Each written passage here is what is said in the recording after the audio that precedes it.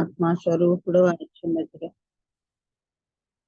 నేను ఆరాధిస్తున్నాం, నేను స్తుతిస్తూ గణపరుస్తూ మహిమపరుస్తుంటున్నాం. నేను మరి ఒక ఉదయ కాలానన్న తండ్రి నీ కృపాతిశయమును బట్టి మే 4వ తేదీనన్న తండ్రి నీ యొక్క కృపను బట్టి మాకు ఇచ్చిన ఈ ధన్యతను బట్టి స్తోత్రాలు వందనాలు స్తుతి చెల్లిస్తూ ఉంటున్నాం. చేరవచ్చు బిడ్డలందరినీ బట్టి నీకు స్తోత్రాలు నైనా వందనాలు చెల్లిస్తూ ఉంటున్నాం. నా తండ్రి ఇంకా జాయిన్ కావాల్సిన వారు చురుకైన మెలకువగలిగిన తండ్రి జాయిన్ అవుటకు సహాయం దయచేయండి నాయన. నా తండ్రి ప్రతిదినము ఈ విధంగా ఉదయ కాల వేళలో నా తండ్రి మీ పాదముల దాన్ని స్తుతించి కనపరిచి మహింపరిచిన ఈ ధన్యతను బట్టి స్తోత్రాలు వందనాలు స్తుతి చెల్లిస్తూ ఉంటున్నాం. దయామయుడ కృపామయుడ ఉన్న తండ్రి మరి ఈ దినము వాక్య పరిచర్య చేయబోతున్నాను నా తండ్రి. మా సహోదరుడు జాన్కి రవిచంద్రుని బట్టి వందనాలు స్తోత్రాలు స్తుతి చెల్లిస్తూ ఉంటున్నాం. బిడ్డకి మీరు ఇచ్చిన నా తండ్రి ఈ గొప్ప ధన్యతను బట్టి స్తోత్రాలు వందనాలు. ఆయనను మీసులో చట్టన మరుగుపరిచి మీరే మాతో మాట్లాడగలుగుతాయి. ఆయనకు దూరగా వాడుకొనగలుగుతాయి వేడుకొని ప్రార్థిస్తున్నానయ్యా. సర్వశక్తిమంతుడా మరి మేము శ్రద్ధ కలిగి వినుటకు విన్నదాన్ని జ్ఞాపకం ఉంచుకున్నటకు అనుసరించుటకు గాయకొనుటకు కృపా సహాయం దయచేయమని వేడుకొని ప్రార్థిస్తున్నానయ్యా. సర్వోన్నతుడా ఉన్న తండ్రి మా జీవిత కాలం అంతయు నాయన నీ వాక్యమును బట్టి మేము మా జీవితములను సరి చేసుకున్నటకు సరిదిద్దుకున్నటకు నీ కృప దయచేస్తుంది నా తండ్రి. వారిని పరిశుద్ధ ఆత్మశక్తిని మాలో మా చుట్టూ ఆవరింప చేసి నడిపించమని వేడుకొని ప్రార్థిస్తున్నాను యేసయ్యా. స్తోత్రం స్తోత్రం తండ్రి. జీవాధిపతి మరి నా ప్రభు ప్రేయర్ ఫెలోషిప్ లో ఉంటున్న ప్రతి బిడ్డను బట్టి నీకు వందనాలు స్తోత్రాలు నైనా. ప్రతి కుటుంబాన్ని బట్టి వందనాలు చెల్లిస్తూ ఉంటున్నాం. ప్రతి కుటుంబంలో మీరు నిలిచి ఉండండి నాయనా. మీరే వారి మధ్య నిలిచి ఉండి కావలసిన సమాధానము శాంతి నెమ్మది అనుగ్రహించగలంతలపై వేడుకుంటున్నాను. సాతాను శక్తులను యేసు శక్తి గల నామములో లయపరిచి మహిమోన్నతుడా సమాధానం కలిగిన వారుగా ఉండినట్లు సహాయం దయచేయండి నాయన. ఎక్కువ ఆసక్తి కలిగిన ప్రభువాన తండ్రి నీ వాక్యంలో నా తండ్రి దినదినాభివృద్ధి పొందుకున్నటకు అంటుకట్టబడి జీవించుటకును బహుగా ఫలించుటకును నీ సహాయం దయచేయమని వేడుకొని ప్రార్థిస్తున్నానయ్యా. కరుణావాత్సల్యం గలన తండ్రి నిన్నటి దినాన ధర్మశాస్త్రమును గురించి మేము నేర్చుకున్నాం నా తండ్రి. నా తండ్రి నా ప్రభు అయిన యేసుక్రీస్తు ధర్మశాస్త్రం నెరవేర్చుటకే వచ్చి ఉంటున్నారు నాయన. అందును బట్టి నీకు వందనాలు స్తోత్రాలు. కృప అనుగ్రహించిన దేవానికి స్తోత్రాలు వందనాలు స్తుతులు చెల్లిస్తూ మరి వాక్య భాగం మీరు మాతో మాట్లాడబోచుంటుండగా అన్న తండ్రి మేము ఆత్మీయముగా అభివృద్ధి పొందుకున్నటకు సహాయం దయచేయండి. ముఖ్యంగా మీరు అక్కడ సమయంలో మేము ఎత్తబడే గుంపులో లేపబడే గుంపులో ఉండున్నట్లు నీ సహాయం దయచేయమని వేడుకొని ప్రార్థిస్తున్నాం. సర్వోన్నతుల ఈ ప్రార్థన నా ప్రభువును తన కుమారుడైన యేసుక్రీస్తు దివ్యమైన శక్తి గల బలం గల నామంలో అడిగి వేడుకొని పొంది ఉంటున్నాను తండ్రి. ఆమేన్. ఆమేన్ ఆమేన్ హల్లెలూయా. Praise the lord. Thank you so much అమ్మ గారు. ఫస్ట్ విజయ్ చంద్ర గారు ప్లీజ్ అండి. Thank you ma'am. తరతరములకు యుగములకు సజీవుడైన ప్రభు అయిన యేసుక్రీస్తు వారి ఘననామానికి మహిమ కలుగును గాక. నేటి ప్రాతకాల జుమ్ము కుడికకు చేరి వచ్చినటువంటి ప్రభు పిల్లలందరికీ క్రీస్తు నామంలో శుభవందనాలు తెలియజేస్తూ ఉన్నాను. దేవుని చిత్తానుసారంగా నేటి దైవ సందేశాన్ని అందించడానికి ఆయన ప్రణాళికలో ప్రార్థనా పూర్వకంగా ఏర్పాటు చేయబడినటువంటి దేవుని సేవకురాలను పరిచయం చేయటం గౌరవంగా భావిస్తూ వారి గురించినటువంటి చిరు పరిచయం. వీరు గతంలో మనకి కొన్ని పర్యాయాలు దేవుని సందేశాన్ని అందించున్నారు. నూతనంగా జాయిన్ అయిన వారి నిమిత్తము దేవుని మహిమ కొరకే వారి గురించినటువంటి క్లుప్త పరిచయం. సహోదరి జానకి రవిచంద్ గారిని మిమ్మల్ని ఎలా పరిచయం చేసుకోవాలనుకుంటున్నారని మేము అడిగినప్పుడు, వారు MHOW అనగా మిలిటరీ హెడ్ క్వార్టర్స్ ఆఫ్ వార్లో ఎవాంజలికల్ యూనియన్కు సీనియర్ అడ్వైజర్ గాను మరియు ఇండోర్ రీజియన్కు ప్రాంతీయ కోఆర్డినేటింగ్ టీమ్ పర్సన్ గాను సేవలు అందిస్తూ ఉన్నప్పటికీ కూడా, నేను కేవలం పాపిని, దేవుని దయతో 12 సంవత్సరాల వయసులో రక్షించబడ్డాను అని పరిచయం చేయమని కోరారు. వారి దీన మనసుకై దేవునికి స్తుతులు చెల్లిస్తూ ఉన్నాము. సహోదరి జానకి రవిచంద్ గారు ప్రస్తుతం YWAM ఇండోర్లో సేవలు అందిస్తూ ఉన్నారు. యేసయ్యని ఇంకా ఎక్కువ తెలుసుకోవాలని, అనేక మందికి ఆయన గురించి తెలియజేయాలన్నది వారి మనోభిలాష. మన దేశం కొరకు కన్నీటి విజ్ఞాపన ప్రార్థనే ప్రభువుతో వారు గడిపేటువంటి సహవాసం. జానకి గారి ప్రియమైన భర్త గారు బ్రదర్ రవిచంద్ గారు ఇండోర్లోని YWAM స్కూల్కు డైరెక్టర్గా సేవలు అందిస్తూ ఉన్నారు. వారికి దేవుని కృపలో 2 పిల్లలు. కుమార్తె స్నేహ వన్య బీటెక్ సెకండ్ ఇయర్ చదువుతున్నారు. వారి కుమారుడు శ్రేయన్ 6వ తరగతి చదువుతున్నారు. భారతదేశంలోని మధ్యప్రదేశ్లో MHOW నందు వారు ప్రస్తుతం నివసిస్తూ ఉన్నారు. ఈ సమయంలో దేవుని సందేశాన్ని అందించడానికి సహోదరి జానకి రవిచంద్ గారిని ప్రేమపూర్వకంగా, హృదయపూర్వకంగా ఆహ్వానిస్తూ ఉన్నాం. Welcome to you sister. Praise the Lord. Good morning. Praise the Lord, brother. Thank you so much for the kind introduction. నా మాట వినిపిస్తుంది కదండి? Yes sister, please. Thank you. కూడి వచ్చిన ప్రతి ఒక్కరికి ప్రభు అయిన యేసుక్రీస్తు నామములో శుభములు, వందనములండి.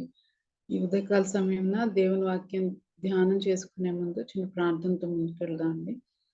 మహోన్నతుడ, పరిశుద్ధుడ, ప్రేమ కలిగిన తండ్రి, కృప కలిగిన దేవా, నీకు వందనాలయ్యా.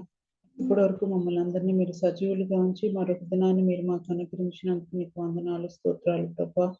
నీ వాక్యం ధ్యానం చేయనుండగా ప్రభా, నాలో ఎటువంటి యోగ్యత లేదు కానీ ప్రభా, నన్ను మీరే కడిగి పవిత్రపరిచి ఈ యొక్క పరిశుద్ధమైన వాక్యం మేము ధ్యానించడానికి మీరు మాకు శక్తిని దయచేయమని, మా అందరి హృదయాన్ని తెరవమని, మీ వాక్యానుసారంగా నడుచుకొని ఫలించి నిన్ను మహింపరిచే కృపను, శక్తిని మాకు అనుగ్రహించమని మీ పరిశుద్ధాత్మ సహవాసం కొరకే వేడుకొంచు నిన్ను స్తుతిస్తూ యేసు దివ్యనామమున అడుగుచున్నాం మా ప్రియ పరలోక తండ్రి. ఆమేన్.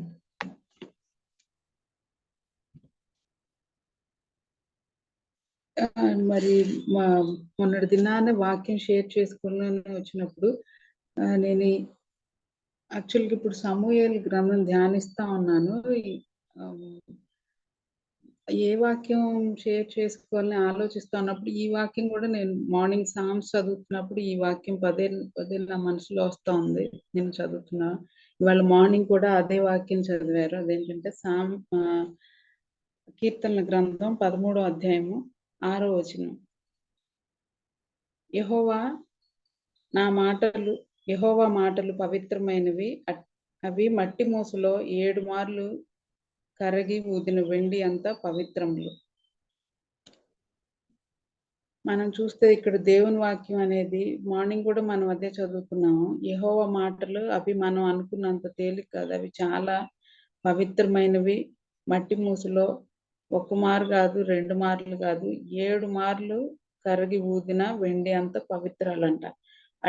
అట్టి అంత పవిత్రమైన దేవుని వాక్కుల్ని ధ్యానించడానికి, ప్రొక్లెయిమ్ చేయడానికి, ప్రకటించడానికి నాకు అటువంటి అర్హత, యోగ్యత, పవిత్రత లేదు. కానీ అయితే ప్రభు అయిన యేసుక్రీస్తు నామంలో ఆయన కృపతోటి, ఆయన శక్తితోటి ఆయన వాక్కుల్ని ధ్యానించడానికి మనం కొనసాగిద్దాం. ఈ సమయంలో అవకాశం ఇచ్చిన బాబీ రత్నాకర్ గారికి, కోర్ టీం వారికి, చేరొచ్చిన మీ అందరికీ ఎన్నో వందనాలు. అయితే 1990లో నేను దేవుని తెలుసుకున్నాను. 92లో ఆయన రక్షకునిగా అంగీకరించినప్పుడు, అప్పటి నుంచి నాకు 8th క్లాస్లో బైబిల్ దొరికింది ఫస్ట్ టైం. నేను చాలా సంతోషించాను. నాకేదో పెద్ద ధనం మీద దొరికినప్పుడు. అప్పటి నుంచి నేను దేవుని వాక్యాన్ని వీలైనంత ఎక్కువ ధ్యానించడానికి, వినటానికి. నేను పబ్లిక్ మీటింగ్స్ కూడా ఆంధ్రాలో జరిగినప్పుడు ప్రతి మీటింగ్కి వెళ్ళి అంటే మ్యాక్సిమం వీలైనంతగా నేను వినటానికి ట్రై చేసేదాన్ని. దేవుడు కృప చూపించారు. అయితే మరి నాకు ఎక్కువ సువార్త చెప్పడం ఇష్టం అండి. సువార్త తర్వాత ఇంటర్సెషన్ ప్రేయర్. అంటే నేను దేవుని తెలుసుకున్న వయసులో, చిన్న వయసులోనే మేబీ అప్పుడు నాకు 7th, 8th క్లాస్‌లో ఉంటానేమో, వెంటనే మా ఊర్లో గుడివాడ దగ్గర వెంట్రపగడ అనే గ్రామంలో ఉండేవాళ్ళం. అప్పుడు మేము విజయవాడ దూరంగా. సో, అక్కడికి సెలవులకెళ్ళినప్పుడు మా ఫ్రెండ్ వాళ్ళ ఇంటికి ఆడుకోవడానికి వెళ్ళినప్పుడు మా ఆంటీకి వాళ్ళ అమ్మగారికి నేను దేవుడి గురించి సువార్త చెప్తా ఉండేదాన్ని. ఆమె అప్పుడు గణపతి సచ్చిదానంద అని విజయవాడలో ఆశ్రమం ఉంటది కదా! బెంగుళూరు, మైసూరు. ఆయన భక్తురాలు. సో, ఆమనేది "నువ్వెందుకు మన దేవుడిని వదిలిపెట్టి ఇట్లా చేస్తున్నావు? వాళ్ళ దాంట్లోకెళ్తున్నావు. వాళ్ళు మన దేవుడు కాదు కదా!" అని. "సరే ఎళ్తే ఎళ్ళావు. మీరు మీ దేవుడికి దూతలుగా ఉండిపోండి. దేవదూతలు ఉంటారు చూసారా? అట్లా ఉండిపోండి" అని చెప్పేది. "ఎందుకు మీరిట్లా చెప్తున్నారు? మీరు నమ్ముకున్నది కాకుండా మీ దగ్గరే ఉంచుకోండి దూతల్లాగా. ఇలా చెప్తున్నారు ఎందుకు? అట్లా చెప్పకూడదు కదా! ఎవరి దేవుడు వాళ్ళకున్నారంటే." నేను అనేదాన్ని, "లేదు లేదు, మేము తెలుసుకున్న సువార్తని అందరికీ చెప్పాలి. లేదంటే దేవుడు మమ్మల్ని లెక్కడుగుతారు. దేవుడు మా కోసం, మనందరి కోసం ఇంత త్యాగం చేసినప్పుడు దేవుని గురించి ప్రకటించకుండా ఎట్లా ఉంటాము" అని నేను ఆమెతో అన్నా. ఆమె ప్రాబ్లమ్ ఏంటంటే, "నువ్వు తెలుసుకో, దేవుడిని అంగీకరించు, కానీ దేవదూతల్లాగా దేవుని కొరకు ఉండిపోండి గానీ మీరెందుకు ప్రకటిస్తారు దీని గురించి అందరికీ ప్రచారం చేయొద్దు" అన్నట్టు ఆవిడ కోపంతో చెప్పింది. "అట్లయితే నువ్వు మా ఇంటికి కూడా రావద్దు" అని చెప్పింది. నేను చిన్నప్పటి నుంచి మంచి ఫ్రెండ్స్, మేము ఆడుకుంటా ఉండేవాళ్ళం. అయితే ఆంటీ ఆ మాట అనేసరికి, సరే అయితే ఆంటీకి అభ్యంతరంగా ఉన్నప్పుడు ఎందుకని చెప్పి నేను వాళ్ళ ఇంటికి కూడా వెళ్ళటం మానేసా. అప్పుడు నాకెంతో వయసుగా, చిన్న వయస్సే. అయితే తర్వాత ఇంకా ఆంటీ అయ్యో! ఈ దేవుని గురించి అనేసరికి ఇంటికి కూడా రావడం మానేసినాను. తర్వాత వాళ్ళ ఫ్రెండ్‌ని పంపించి చెప్పిందనుకున్నా, అది వేరే విషయం. అయి అయితే మాక్సిమం ఆ టైంలో నేను దేవుడి గురించి చెప్పడానికి నేను ఇష్టపడ్డాను.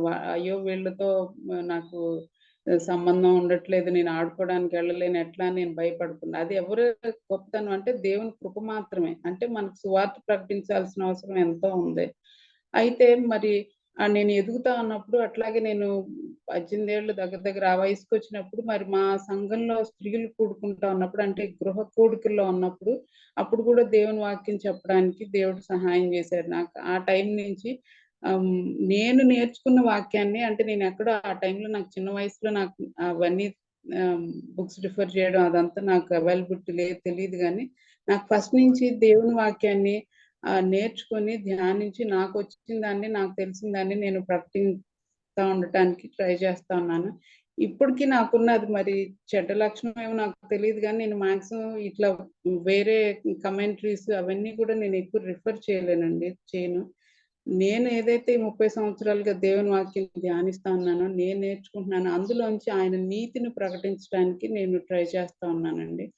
సో, మరి ఇలా జరుగుతా ఉన్నప్పుడు కొన్ని సంవత్సరాల తర్వాత ఏమైందంటే, దేవుని వాక్యంలో యాకోబు పత్రికలో రాసుంది గదా! మీలో అనేకులు బోధకులైండుకుడి అని, మీకు శిక్ష ఎక్కువ వస్తదని. తర్వాత నాకనిపించింది ఆ వాక్యం గూడా చదువుతున్నప్పుడు, అమ్మో! ఇది ఎంత పవిత్రమైన వాక్యమో, ఎంతమంది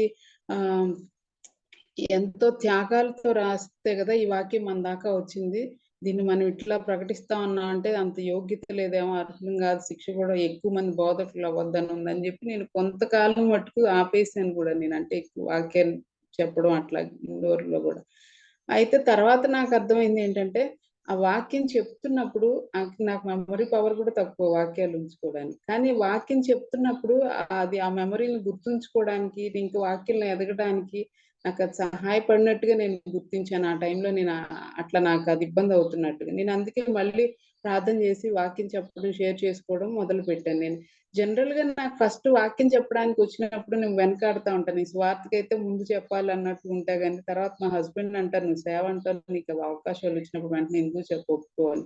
సో, మరలా నేను ఈ విషయాన్ని గమనించి, నేను అదేదో ప్రకటించడానికి అన్నట్టుగా నేను చెప్పట్లేదు గానీ, ఈ వాక్యం చెప్పేటప్పుడు నేను కూడా నేర్చుకోవడానికి అట్ ద సేమ్ టైమ్ మనం చెప్పే ప్రతి మాటకి కూడా ఎంతో ధ్యానం ఉంచుకొని, చెప్పాలి, లేదంటే దీనికి నేను కూడా లెక్క చెప్పాల్సిందే. సో నేను నేర్చుకున్న వాక్యాన్ని చెప్పడానికి ట్రై చేస్తున్నాను. మరి ఈ సమయంలో పోయినసారి రత్నాకర్ గారు కూడా చెప్పారు కదా బాబీ అన్న, ఏంటంటే ఆ దేవుని గురించి ఈయన ఇంతే అని ఎవరూ చెప్పలేం ప్రపంచంలో. ఎందుకంటే ఆయన అనంతుడైన దేవుడు, అనంత విశ్వాన్ని సృజించిన దేవుడు. ఆయన ఇంకెంత గొప్ప దేవుడో కదా. ఆయన్ని ఏ కోణంలో మనం చెప్పగలం ఈయన ఇలాగు అని. అదే ఆయన వాక్యంలో రాసిన సత్యాలని, ఆయన క్యారెక్టర్స్ ని కూడా మనం జనరల్ గా ఏం చేస్తామంటే, ఒకళ్ళు ఒకటి చెప్పారంటే దాన్ని పట్టుకుని మనం వింటా ఉంటాము. అదే రీతిలో మనం చదువుతా ఉంటాం కాబట్టి అదే కన్సెప్షన్ తో మాక్సిమం అలా వెళ్ళిపోయే అవకాశం ఉంది. అట్లా కాకుండా మనం ధ్యానిస్తా ఉన్నప్పుడు, నాకు కూడా తెలియదు, 30 సంవత్సరాలుగా ధ్యానిస్తున్నప్పుడు నేను అనుకుంటున్నా, అయ్యో ఇన్ని సంవత్సరాల నుంచి ఈ సంగతి నా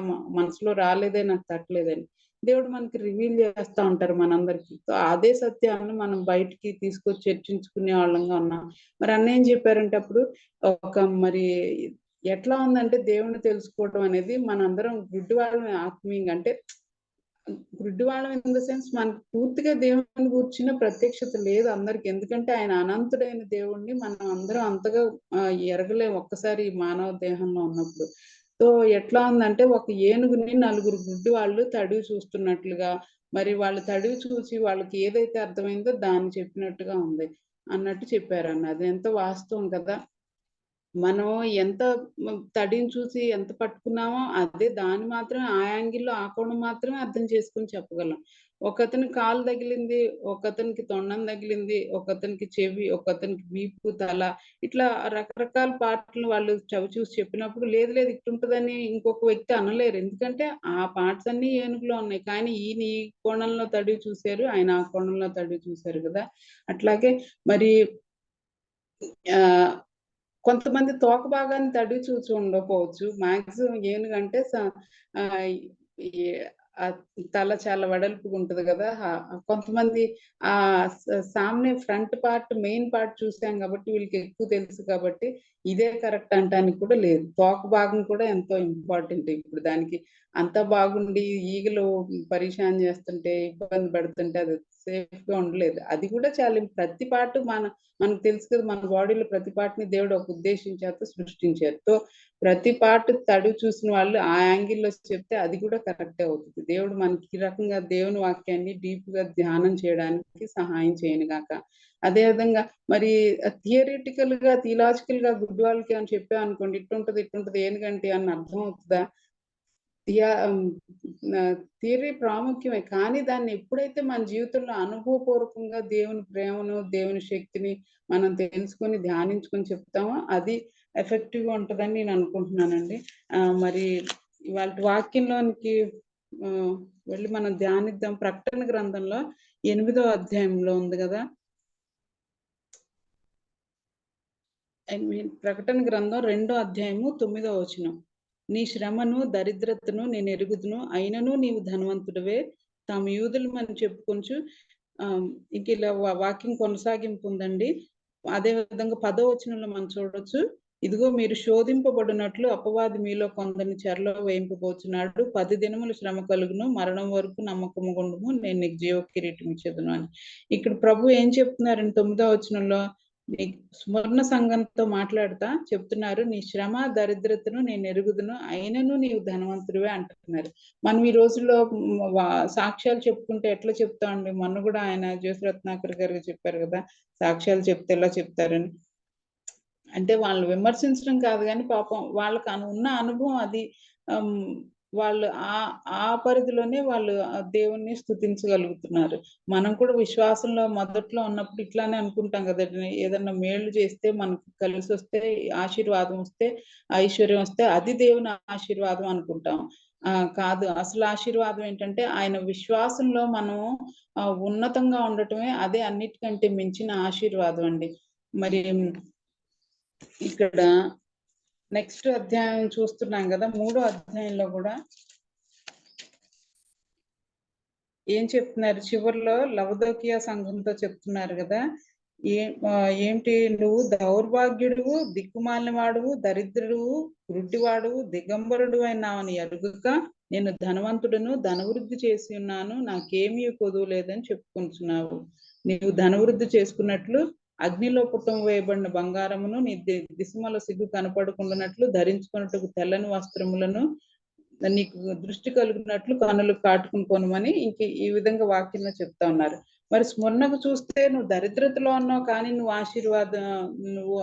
ఆశీర్వాదింపబడిన వాడు అని చెప్తున్నారు, నువ్వు ధనవంతుడివే అంటున్నారు. మరి ఇక్కడ లవోదికీయ సంఘంలో చూస్తేనేమో నువ్వు ధనం వృద్ధి చేసుకున్నావు కానీ నువ్వు దిక్కుమాలివి, దౌర్భాగ్యుడు, గుడ్డివాడు, దిగంబరుడు అని ప్రభు చెప్తా ఉన్నారు, గర్దిస్తా ఉన్నారు.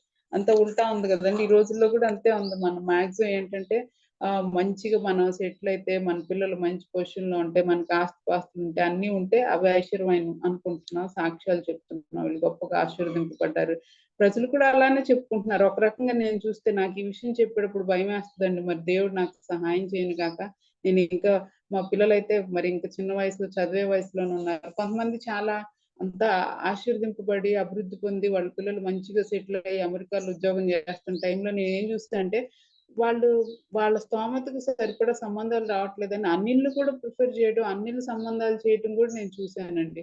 అంటే ఇలాగ మన ఐశ్వర్యంతో మనం డివేట్ అయిపోతా, ఏం పర్లేదు వాళ్ళు దేవునిలోకి వస్తారు, వాళ్ళు మరి ఆ థింకింగ్ ఏంటో నాకు తెలియదు. అయితే నేను ఇలాంటి సంఘటనలు చూసినప్పుడు నేను భయపడతా ఉంటాను. మా సమయం వచ్చినప్పుడు ప్రభా మాకు సహాయం చేయి నీ కొరకు నిలబడటానికి అని. అంటే వాళ్ళని జడ్జ్ చేయటం కాదు కానీ మరి మేబీ వాళ్ళని కూడా ఇంకా దేవుడు తన ప్రేమతో తన దారిలోకి నడిపించి తన సాక్ష్యంగా నిలబెడతారని నేను నమ్ముకుంటున్నాను, ఏ రకంగా అయినా సరే. అయితే దేవుడు మనందరికీ సహాయం చేయను గాక అసలు ఆశీర్వాదము ఐశ్వర్యాలు అంటే ఏంటో చూసుకోవడానికి. గడిచిన దినాల్లో మరి ఒక స్టూడెంట్ అమ్మాయికి తల్లి లేదు, ఇప్పుడు వేరే చోట ఉండి చదువుకుంటుంది హాస్టల్లో. ఈ మధ్య రీసెంట్ గా వాళ్ళ ఫాదర్ కూడా చనిపోయారు. అమ్మాయి అప్పుడప్పుడు ఫోన్ చేస్తూ ఉంటది, ప్రతి నెల వీలైనంత ఎంతో కొంత సాయం చేయడానికి అమ్మాయి చూస్తూ ఉంటాం. మొన్న అమ్మాయికి నేను అకౌంట్ లో వేసిన తర్వాత నేను చూస్తే బ్యాలెన్స్ నాకు ఒకసారి భయం వేసింది. మళ్ళీ అమ్మాయి స్నేహ ఫీజు కదా, నేను ఫీజులోంచి మళ్ళీ కదిలిస్తున్నాను, ఈయన తెలిస్తే మళ్ళీ తిడతారు ఎట్లా అని నేను అనుకున్న. ఒకసారి మనసులో ఏంటి ప్రభా ఎప్పటికప్పుడు భయపడతా వెతుక్కుంటా ఇట్లా ఎవరికన్నా సాయం చేయాలంటే ఇలా ఉంది, అట్లా కాకుండా ఒకసారి అంత మంచిగుంటే ఎంత బాగుంటది అంటే మనం ఆలోచించుకోవాల్సిన పరిస్థితి లేకుండా ఆ మినిస్ట్రీస్ కి ఇట్లా అవసరతలు ఉన్న వాళ్ళకి ఇవ్వచ్చు కదా అనుకుంటా ఉన్నాను. ఎట్లాగూ ఇంకా ఎప్పటికప్పుడు ఇలాగ పరిస్థితి అని ఆ మరుసటి రోజు రత్నాకర్ అని చెప్తా ఉన్నారు ఆదివారం రోజు వాక్యం. మనకి ఐశ్వర్యం ఉండటం అనేది ఒక రకంగా అది శ్రమ. ఎప్పటికప్పుడు మనం దేవుని వైపు చూసి విశ్వాసంతో బ్రతకడం అది ఆశీర్వాదం అని. నిజమే కదా. అప్పుడు నాకు అనిపించింది మన విశ్వాసులైన మనందరికీ కూడా విశ్వాసంలో ప్రతిరోజు పరీక్ష అని నేను అనుకుంటున్నాను. అసలు విశ్వాసంలో ధనవంతులుగా ఉండటమే అది అసలైన ఆశీర్వాదం కదా. ఇవన్నీ వీటి మీద మనం బేస్ చేసుకుని మన జీవితంలో ముందుకు కొనసాగటం కాకుండా మన జీవితంలో ఎట్లాంటి పరిస్థితులు ఉన్నా కానీ విశ్వాసంతో అడుగులు వేయటం అనేది మనకి పెద్ద పరీక్ష. మరి మనం దేవుని పరిచయంలో ఉన్నప్పుడు అనుదినంలో ఉన్నప్పుడు దుష్టుడు ఎన్నో రకాలుగా మన స్పిరిచువల్ వార్ఫేర్ ఉంటుంది, ఇబ్బందిలో పెడతాడు. అయితే ఆ టైంలో మనం ఎట్లా కొనసాగుతున్నాం అన్నది కూడా దేవుడు మనం చెక్ చేస్తారు అనుకుంటు. నాకు మొదటిసారి అవకాశం మొన్న వాక్యం ఫస్ట్ టైం షేర్ చేసినప్పుడు ఈ గ్రూప్ లో ఆ రోజు ఈవినింగ్ మా బాబుకి కుక్క కరిసింది. నేను అప్పుడే అనుకున్నా ఆ స్పిరిచువల్ వార్ఫేర్ పొద్దున వాక్యం చెప్పాం లేదు, ఇప్పుడు ఇట్లా వాడి పళ్ళు దిగిపోయినాయి, బ్లడ్ వస్తా ఉంది బయట రోడ్డు మీద, స్ట్రీట్ డాగ్ అది. ఇంకా అంటే అది తర్వాత నేను అనుకునేది అదే వార్ఫేర్ మనసులోకి వచ్చింది, భయం వేసింది. అయితే ఆ టైంలో నేను ఏం చేశా అంటే భయం వచ్చేసింది, ఇది పిచ్చి కుక్క అంటే రోడ్డు మీద ఉన్న కుక్క కదా.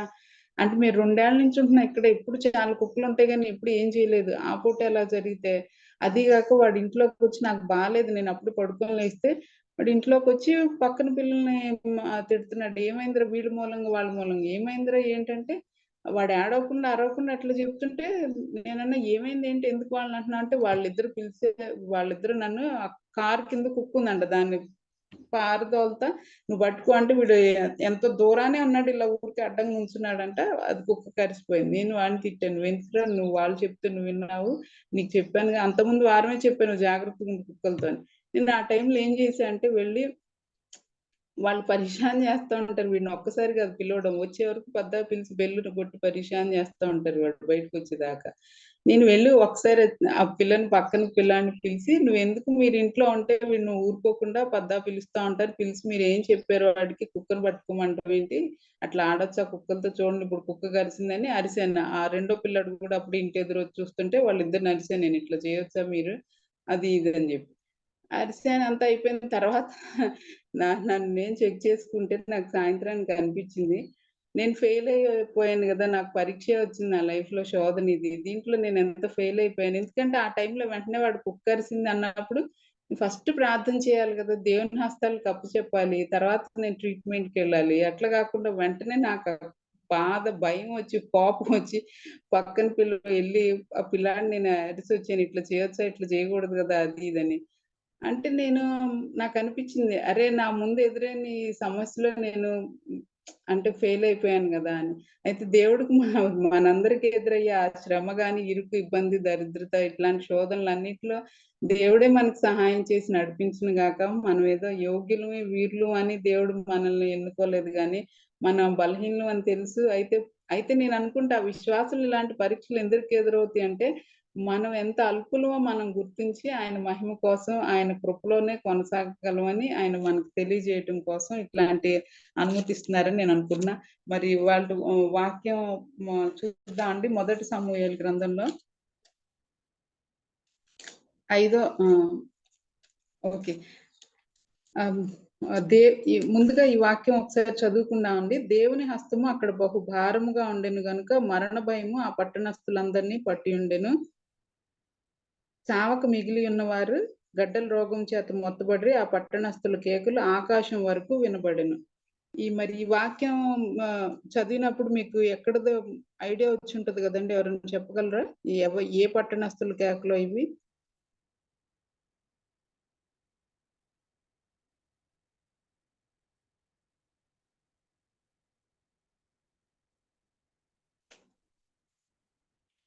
ఓకే అండి, మనం గాజా పట్టణం వాళ్ళు. థ్యాంక్ యూ అండి. మరి ఇక్కడ మనం చూస్తున్నాం కదా, చావక మిగిలి ఉన్నవారు గడ్డల రోగం చేత మొత్తబడి ఆ పట్టణస్థుల కేకలు ఆకాశం వరకు వినబడ్డాయంట. ఎక్రోన్ వాళ్ళు ఏం చేస్తున్నారంటే, ఎక్రోనీయుల కేకలండి వీళ్ళు, ఎక్రోను పట్టణస్థుల కేకలు అన్నమాట ఇవి. అంటే ఫిలిస్తీన్ల కేకలు ఇవన్నీ. వాళ్ళ కేకలు ఎక్కడికి వరకు వినిపించినాయి? ఆకాశం వరకు వినబడ్డాయంట. ఎందుకు వినిపించినాయి అండి ఆకాశం వరకు కేకలేసే అంతగా? ఏమైంది ఇక్కడ? అంతకు ముందు పరిస్థితి మనం చూద్దాము. మరి 4వ అధ్యాయంలో నేను కూడా, అంటే ఇప్పుడు ఈ ధ్యానించి ఈ వాక్య భాగం నేను ఇన్ని సంవత్సరాలు చదివాను కానీ నేను అంత డీప్ గా చూడలేదండి. నేను గడిచిన వారంలో ఇక్కడ లేడీస్ మీటింగ్ జరిగినప్పుడు అప్పుడు నేను ఈ వాక్యం విన్నాను. అదే కాకుండా మొన్న నాకు రూపా సిస్టర్ చెప్పినప్పుడు రైల్వే గ్రూప్ లో షేర్ చేసుకోవడానికి, ఆ రోజు నేను నా జనరల్ రొటీన్ లో ఈ డైలీ పోర్షన్ ఈ వాక్యం చదువుతా ఉన్నప్పుడు నాకు ఫోన్ వస్తే నేను మరలా ఇదే షేర్ చేసుకున్నాను అండి. నేను దాని నుంచి మనం నేర్చుకుందామని నేను ఆశిస్తున్నాను. ఇంకా కొంచెం మనం డీప్ గా చూద్దాము. అయితే మరి ఆ ఇశ్రాయేలీలు పరిస్థితి మనం చూడొచ్చు. 4వ అధ్యాయంలో ఎట్లుంటదంటే, అప్పటికే ఎల్కానాకి వార్నింగ్ వస్తుందంటే, ప్రవక్త ద్వారా నీ కొడుకులు సరిగ్గా ఉండట్లేదు, వాళ్ళిద్దరు ఒకరోజు చనిపోతారని. అయినా కొడుకులు వాళ్ళు సరిగ్గా వ్యవహరించరు. మరి 4వ అధ్యాయంలో మనం చూస్తాం, ఫిలిస్తీన్లు ఇశ్రాయేలీల మీదకి యుద్ధానికి వచ్చినప్పుడు 4,000 మంది చనిపోతారు. వాళ్ళు చనిపోయినప్పుడు వీళ్ళు ఏం చేస్తారంటే, వాళ్ళ దగ్గర ఉన్న ఆ మందసం పెట్టిని యుద్ధ భూమిలో తీసుకెళ్తారు. అప్పుడు మనం వచ్చేసిద్దని మనం అనుకుంటాం. మన ఇంట్లో సిలువ, బైబిల్ ఇలాంటివన్నీ ఉంటే మనకి ఏదో వచ్చేస్తుందని.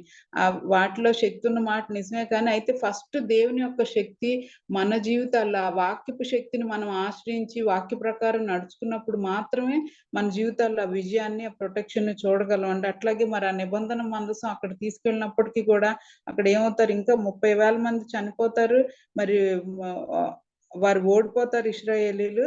ఆ మందసం కూడా పట్టుబడుతుంది. ఫిలిస్తీన్లు తీసుకెళ్లిపోతారు కదా. ఫిలిస్తీన్లు భయపడతారు, అయ్యయ్యో మహాశూరుడు ఈ దేవుని చేతిలో నుండి మనల్ని ఎవరు విడిపింపగలరు. శత్రువులకు కూడా తెలుసు మన దేవుని శక్తి ఏంటనేది. అయినప్పటికీ వీళ్ళు సరిగ్గా బ్రతకని కారణంగా మనం చూడొచ్చు. 4వ అధ్యాయం 11వ వచనంలో 30,000 మంది కాల్బలం చనిపోతుందండి.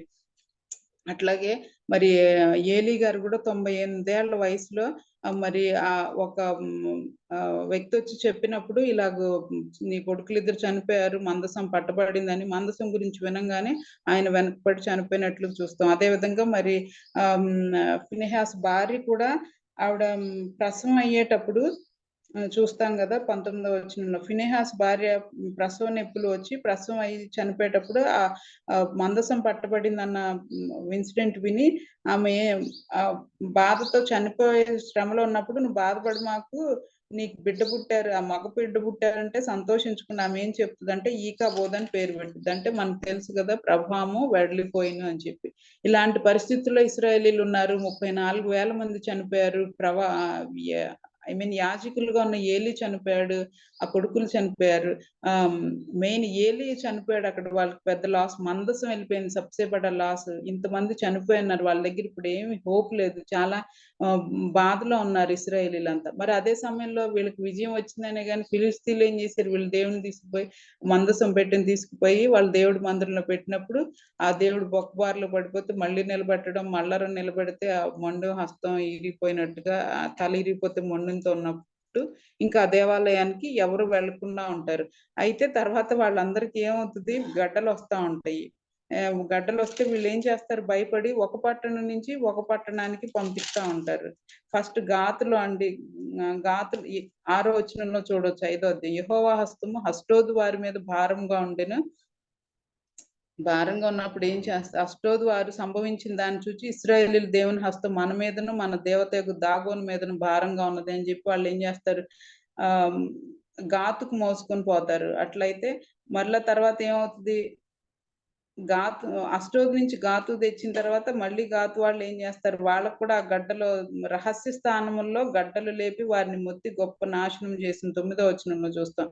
మరి వాళ్ళకు కూడా గొప్ప నాశనం వస్తా ఉన్నప్పుడు గాతులో ఉన్న వాళ్ళకి వాళ్ళు ఏం చేస్తారు, ఎక్రోనికి పంపిస్తారు. ఎక్రోనీలు ఏం చేస్తారు, వాళ్ళు కేకలు పెడతారు. ఎక్రోనీలు కేకలు వేసి మనలను మన జనులను చంపివేయని వల్లని వీరు ఇశ్రాయేలీయులు దేవుని మందసమును మన యొద్దకు తీసుకుని వచ్చిరని ఎక్రోనీలు ఈ కేకలు వేస్తారండి. ఇక్కడ చూస్తాం కదా, దేవుని హస్తం అక్కడ బహు భారముగా ఉండెను కనుక మరణ భయము ఆ పట్టణస్థులందరినీ పట్టి ఉండెను. చావక మిగిలి ఉన్నవారు గడ్డల రోగము చేత మొత్తబడి ఆ పట్టణస్థుల కేకలు ఆకాశం వరకు వినబడిన.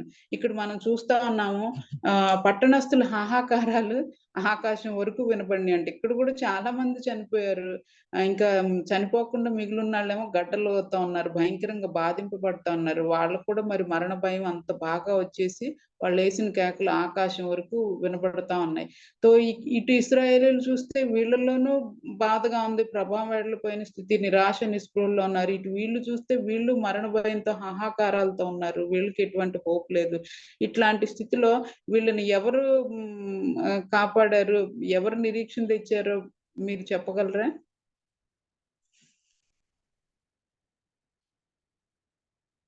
ఓకే, సమయం లేదండి, మనం చూద్దాము. మరి 6వ అధ్యాయము 6వ వచనంలో వీళ్ళు అంటారు కదా, ఐగుప్తీయులు ఫరోయును తమ హృదయం కఠినపరుచుకున్నట్లు మీ హృదయములను మీరెందుకు కఠినపరుచుకుందరు అని చెప్తున్నారు. వాళ్ళలో పెద్దలైన వాళ్ళు వచ్చి ఏం చెప్తున్నారు, వాళ్ళు ఒక ఐడియా ఇస్తున్నారు. కాబట్టి మీరు క్రొత్త బండి ఒకటి చేయించి కాడిమోయిని పాడి ఆవులను 2 తోలి తెచ్చి బండికి కట్టి వాటి దూడలను వాటి దగ్గర నుండి ఇంటికి తోలి అని చెప్పి ఎట్లా ప్రొసీజర్ జరిగించాలో చెప్తా ఉన్నారు. యెహోవా మందసమును ఆ బండి మీద ఎత్తి అపరాధార్థముగా ఆయనకు మీరు అర్పింపవలసిన బంగారపు వస్తువులను దాని ప్రక్కనే చిన్న పెట్టెలో ఉంచి పంపించండి, కొత్త బండిలో పెట్టి అని చెప్పి అక్కడ వాళ్ళు ఐడియా ఇస్తా ఉన్నారు, ఆ పెద్దలైన వాళ్ళు. మీరు ఇశ్రాయేల్ ఐగుప్తీయులు కఠినపరుచుకున్నట్టు కఠినపరుచుకోవద్దని చెప్పి. ఇక్కడ మనం చూస్తున్నాం అండి, పాడి ఆవుల యొక్క పరిచయను మనం చూస్తా ఉన్నాం. మరి నాకు ఈ వాక్యం చదివినప్పుడు అనిపించింది, నాకే సిగ్గేసింది నిజంగా. ఈ నోరులేని జంతువులు దేవుడు ఒక అవకాశం ఇవ్వగానే అవి ఎంతగా లోబడి దేవుని కార్యానికి ముందుకు వచ్చినాయో కదా. మరి నేనైతే అట్లా చేయగలనా, అంత ఇదిగా నేను సమర్పించుకుని నేను అట్లా పని చేయగలనా, నేను ఎంత నేర్చుకోవాలి ఈ పశువుల నుంచి అనిపించింది. మరి ఈ పాడి ఆవులు జనరల్ గా వాటి పని ఏంటండి, అవి పిల్లలను కంటాయి, పాలు ఇస్తాయి, యజమానికి పాలు ఇస్తాయి, పిల్లల్ని పెంచుకోవడం, ఆ దొడ్డిలో ఉండటము అదే దానికి తెలుసు. అంటే వెళ్ళి వాటి పని ఏంటి నూర్చడము, ఈ బరువులు మోయటము, కాడి కట్టడం, అంటే ఆ బండిని తోలటం, ఇవన్నీ వాటికి అలవాటు లేదు. నాకు కూడా నేను దీన్ని ధ్యానించలేదు. ఈ పాడి ఆవులా ఏం ఆడులు బండి కట్టారంటే కట్టారా వెళ్ళి అనుకున్నా గానీ, నేను మొన్న చూసాను ఈ వాక్యాన్ని. మొన్న విన్నాను, తర్వాత నేను ధ్యానిస్తున్నప్పుడు అర్థమైంది. నిజంగా అవి పాడి ఆవులు కట్టి ఇక్కడ ఏం చెప్తున్నారు, వాటి దూడలను వాటి దగ్గర నుండి ఇంటికి తోలి, జనరల్‌గా హాస్పిటల్‌కి తీసుకెళ్ళాలంటే గూడా అండి, ఒకవేళ తల్లిని చూపించాలంటే, నేను చిన్న దినాల్లో మా నాన్నగారు వ్యవసాయం చేసేవాళ్ళు. ఆయన రైతు. నేనప్పుడు గమనించేదాన్ని. నాకు గుర్తుండి ఆ దూడను కూడా తోలుకెళ్ళాళ్ళు. అప్పుడే ఆ గీదొచ్చేది. లేదంటే దూడ చనిపోయిందనుకోండి, అది పాలివ్వదు కదా! గీద మళ్ళీ అది దానికి జబ్బు చేస్తది. రొమ్ములు పాడైపోయి అట్లా కాకుండా ఏం చేస్తారంటే పాలివ్వడానికి ఆ దూడని ఏదో ప్రాసెస్ చేసి నిలబెడతారు అట్లాగూ గడ్డి పెట్టి. ఆ దూరంగా ఆ దూడను చూసి గీద పాలిస్తా ఉండేది. నాకు బాగా చిన్నతనంలో గుర్తుంది. నాకు సరిగ్గా జ్ఞాపకం లేదు గానీ. అయితే మరి అంటే దూడను వదిలి తల్లి ఏది చేయదు. మనం స్త్రీలైన వాళ్ళకి మనకు కూడా తెలుసు కదా! పసిపిల్లలు మనం కనున్నప్పుడు చిన్న పిల్లల్ని వదిలి మనం ఎక్కడికన్నా ఎళ్ళాలన్నా ఎంత భయం మనకి, ఎంత బాధ. కానీ మన తప్పని పరిస్థితుల్లో అయితే వస్తాం. మేము కూడా పాప 9 మంత్స్ ఉన్నప్పుడు అక్కడ వదిలి ఇక్కడికి కొన్ని రోజులొచ్చాం. తర్వాత 1 ½ ఇయర్ అప్పుడు బీహార్‌లో మేము ఔట్‌రీచ్ కంటే మేము చేసే డీటీఎస్ స్కూల్‌లో 2 మంత్స్ ఔట్‌రీచ్ ప్రకటించడం ఉంటది. అంటే దేవుని సువార్త ప్రకటించడం బయటికెళ్ళి. అట్లాంటి టైంలో పాపను వదిలిపెట్టాము 1 ఇయర్. అంటే చిన్న పిల్లప్పుడు మనకు మరలా తెలుసు వదిలిపెట్టినా గాని బాధ. కానీ మరలా వాళ్ళ పిల్లలని తెలుసుకుంటాం. అంటే వాళ్ళని కలుస్తాం గదా! మన వాళ్ళ దగ్గరే గదా ఉన్నారన్నట్టు అదొక భరోసా ఉంటది మనందరికి. కొంతమంది జాబ్స్‌కి వెళ్ళే వాళ్ళకి చాలా బాధ. లేకపోతే కొంతమంది అబ్రాడ్ ఎళ్తారు కొంత లాంగ్ టైమ్. అయినా మన వాళ్ళ దగ్గరున్నారు, మళ్ళా కలుస్తామని అదొక తృప్తి, మనకి భరోసా. కానీ ఇక్కడ చూస్తే ఆవుల్ని ఏం చేశారు, ఇంటి దగ్గర పెట్టేశారు. మరి వీటిలిని తోలుతున్నారు. కొత్త బండి కట్టి. వాటిలికే అది అలవాటు లేని పని. మరి మందసం పెట్టారు. అది ఎంత బరువుంటదండి. మందసం అంటే మోయటం, దానికి బరువులు మోయటం అలవాటు లేవు పాడి ఆవులకి. ఉంటే ఇంటి దగ్గర గడ్డి మేసి పాలివ్వటమే గానీ, మరి అలవాటు లేని పని. అయితే మరి అవేం చేసినియి, అలా పెట్టినప్పుడు అవి 9వ వచనంలో మనం చూడొచ్చు. అది బేత్షెమెషుకు పోవు మార్గము నుండి ఈ దేశపు సరిహద్దు దాటిన ఎడల. ఇక్కడ మరి గమనించొచ్చు కదా! ఎవరైనా చెప్పగలరా పాడి ఆవులను ఎందుకు కట్టారండి తెచ్చి ఇక్కడ? మనం చూసినట్లయితే వీళ్ళేమనుకుంటున్నారంటే, అట్లా అయితే గనక బేత్షెమెషుకు పోయే మార్గంలో వెళితే ఆయనే ఈ గొప్ప కీడు మనకు చేసినని తెలుసుకొనవచ్చును. ఈ మార్గమున పోని యెడల ఆయన మనలను మొత్తలేదనియు మన అదృష్టవశము చేతనే అది మనకు సంభవించిననియు తెలుసుకుందుమనిది. మరేంటండి మామూలుగా ఎద్దులనుకోండి వాటిలికి అలవాటే ఈ బండి తోలటం ఇవన్నీ. అవెళ్తాయి దారిన బడి. కానీ పాడి ఆవులు అంటే అటు పిల్లల్ని వదిలి అవి రావు. అసలు అలవాటు లేని పని వాటిలికి. ఆ బరువును మొయ్యలేవవి. అట్లాంటిది అవి అంటే ఇబ్బంది పడిపోయి మళ్ళీ వెనక్కొచ్చేయాలి. అవసలు ముందుకెళ్ళవు. ఇవి గనక వాళ్ళు కూడా చూడండి ఎంత తెలివో. పాడి ఆవులైతే వాటికి అలవాటు లేని పని. ఇది నిజంగా దేవుడి నుంచి అయితే గనక ఇవి కరెక్ట్‌గా ఆ రోడ్‌లో ఎళ్తాయి. ఎళ్ళలేదంటే గనక ఇది ఆ దేవుడు చేసింది కాదని అదొక సిగ్నల్‌గా వాళ్ళక్కడ పెట్టుకున్నారు. సైన్‌గా పెట్టుకొని అట్లా కట్టినట్టుగా. అయితే ఇక్కడ మనం చూడొచ్చు. వారు అలాగున 2 పాడి ఆవులను తోలి తెచ్చి బండికి కట్టి వాటి దూడలను ఇంటి లోపల పెట్టారు. దూడల మట్టుకేం చేశారండి? దూడలను తీసుకెళ్ళట్లేదు. అక్కడే వాటికి టెస్ట్ పెట్టారు. చక్కగా ఏం చేశారు, ఇంటి దగ్గర పెట్టేసి యెహోవా మందసమును బంగారు గడ్డలు అవన్నీ ఎత్తి ఆ బండి మీద పెట్టినప్పుడు 12వ వచనం మనం చూడొచ్చు. ఆ ఆవులు రాజమార్గమున బడి చక్కగా పోవచ్చు, అరచుచు బేత్షెమెషు మార్గమున నడిచెను. అవేం చేస్తున్నాయండి అప్పుడు ఆవులు? ఆ రాజమార్గంలో పడి చక్కగా పోవచ్చు, అరచుచు అంట. మరి చూడండి వాటిని ఎవరన్నా తోలుతున్నారా బండి మీద కూర్చొని? బండి మీద తోలేవాళ్ళు గూడా ఎవరు లేరు. అయినప్పటికీ అవేం చేస్తున్నాయి? చక్కగా అరచుచు బేత్షెమెషు మార్గమున నడిచినియంట. మరిక్కడ అరచుచు అన్న దానికి మనం ఏమనుకోవచ్చండి? మన జీవితంలో గూడా మన దేవుని పనులొచ్చినప్పుడు కొన్నిసార్లు ఇలాంటి అనుకోని పరిస్థితులు మనం ముందుకెళ్ళాల్సొచ్చినప్పుడు మనం ఆ టైంలో ఎలా వర్క్ చేస్తున్నాం అన్నది కూడా మన యాటిట్యూడ్‌ని దేవుడు చూస్తా ఉంటారు. దేవుడు మనకేదన్నా పని కోసం ఎన్నుకున్నప్పుడు ఒకవేళ మన జీవితాలు ఇట్లాంటి శ్రమలు ఇప్పుడు రానున్న రోజుల్లో ఈ పర్సిక్యూషన్ పెరిగే రోజుల్లో అట్లాంటి పరిస్థితులు అనుమతించినప్పుడు కూడా మనం ఎట్లా గొనుక్కుంటా పని చేస్తున్నామా దేవుని కోసం, గొణుగుతా సణుగుతా పని చేస్తున్నామా, ఎలా చేస్తున్నాం అన్నది కూడా దేవుడు మనల్ని పరీక్షిస్తారా అన్నట్టుగా కూడా మనకి ఇక్కడ చూసుకోవచ్చండి. అవి చక్కగా ఏం చేస్తున్నాయి, అరుచుకుంటా పోతున్నాయి అంట. మామూలుగా అయితే పిల్లలు లేరు వాటితో పాటు అని దిగాలుగా ఉండాలి, లేకపోతే వాటికి అలవాటు లేని పని కాబట్టి నెమ్మదిగా వెళ్ళాలి. లేదంటే ఇక్కడ మనం ఆ రెండింటి మధ్యలో ఒక దేవుని పరిచయం రెండు ఒక టీం వర్క్ గా కూడా మనం చూడొచ్చు. ఇవి రెండు ఒకటి స్పీడ్ గా ఒకటి స్లోగా నడిచిందంటే కూడా ఆ బండి చక్కగా ఏం వెళ్ళదు, అవి చక్కగా పోవటానికి కుదరదు. అది చాలా ఇబ్బంది అయిన పని, అసలు వాటికి అలవాటు లేని పని కాబట్టి ఒకటి అటు ఒకటి ఇటు లాగొచ్చు. అట్లా కాకుండా చక్కగా పోతున్నాయంట. అంటే వాటిలో యూనిటీ చూడొచ్చు. దేవుని యొక్క చిత్తానికి అవి తలొంచినియి. చక్కగా ఇంక పిల్లల గురించి ఆలోచించకుండా అటు ముందుకున్న పనికే మేము దేవుని పని చేస్తున్నాము, మరి దేవుని మందసం మోసుకెళ్తున్నాము అన్నట్టుగా ఆనందంతో, సంతోషంతో పాటలు పాడుతూ వెళ్తున్నాయి. నేను కూడా గమనించాను మన జీవితాల్లో కొన్ని పరిస్థితులు మనం అవి ఎవరితో చర్చించలేము, వివరించలేము. అంత పైకి బాగున్నట్టుంటది, ఫ్లరిష్‌గా ఉంటది. కానీ మనం ప్రతిరోజు మనకు ఆ యొక్క శోధనలు, శ్రమలు, ఇబ్బందులు ఉంటా ఉంటాయి. అయితే వాటిలోంచి మనం ఎందుకు ఇలాగ అనుమతిస్తున్నాడు దేవుడు అంటే, మన దేవుని పనినే కదా కోరుకుంది, ఆయన మార్గంలోనే కదా నడవాలనుకుంటున్నాం. మన ఫ్యామిలీ మెంబర్స్ అందరూ మనం చక్కగా దేవుని మార్గంలో కొనసాగాలి కదా, ఎందుకు ఇలాంటి పరిస్థితులు అనుకున్నప్పుడు మనం కొన్నిసార్లు కృంగిపోతా ఉంటాము. అయితే మన జీవితంలో ఎన్నో సమస్యలు, రకరకాల సమస్యలు ఉండొచ్చు, కానీ వాటన్నిటిలో మనం కృంగిపోయినప్పుడు మనం గనక ఆ దేవుణ్ణి స్తుతిస్తే, ఒకరోజు నేను ఇలా ప్రార్థన కూర్చున్న బాధగా, మనసు బాధగా ఉంది ఏంటి అనుకుంటా. కానీ నేను అట్లా పాటలు మన వర్షిప్ తో స్టార్ట్ చేస్తాం కదా, పాటలు పాడి స్టార్ట్ చేసినప్పుడు నాకు తర్వాత ఎంతో మరలా రిలీఫ్ వచ్చింది. నిజంగా మరి దేవుని స్తుతిస్తా ఉంటే, ఆరాధిస్తా ఉంటే మనకు తెలియనటువంటి ఆ విడుదల, ఆ ప్రోత్సాహం, ఉత్సాహం మనలో నింపబడతా ఉంటది.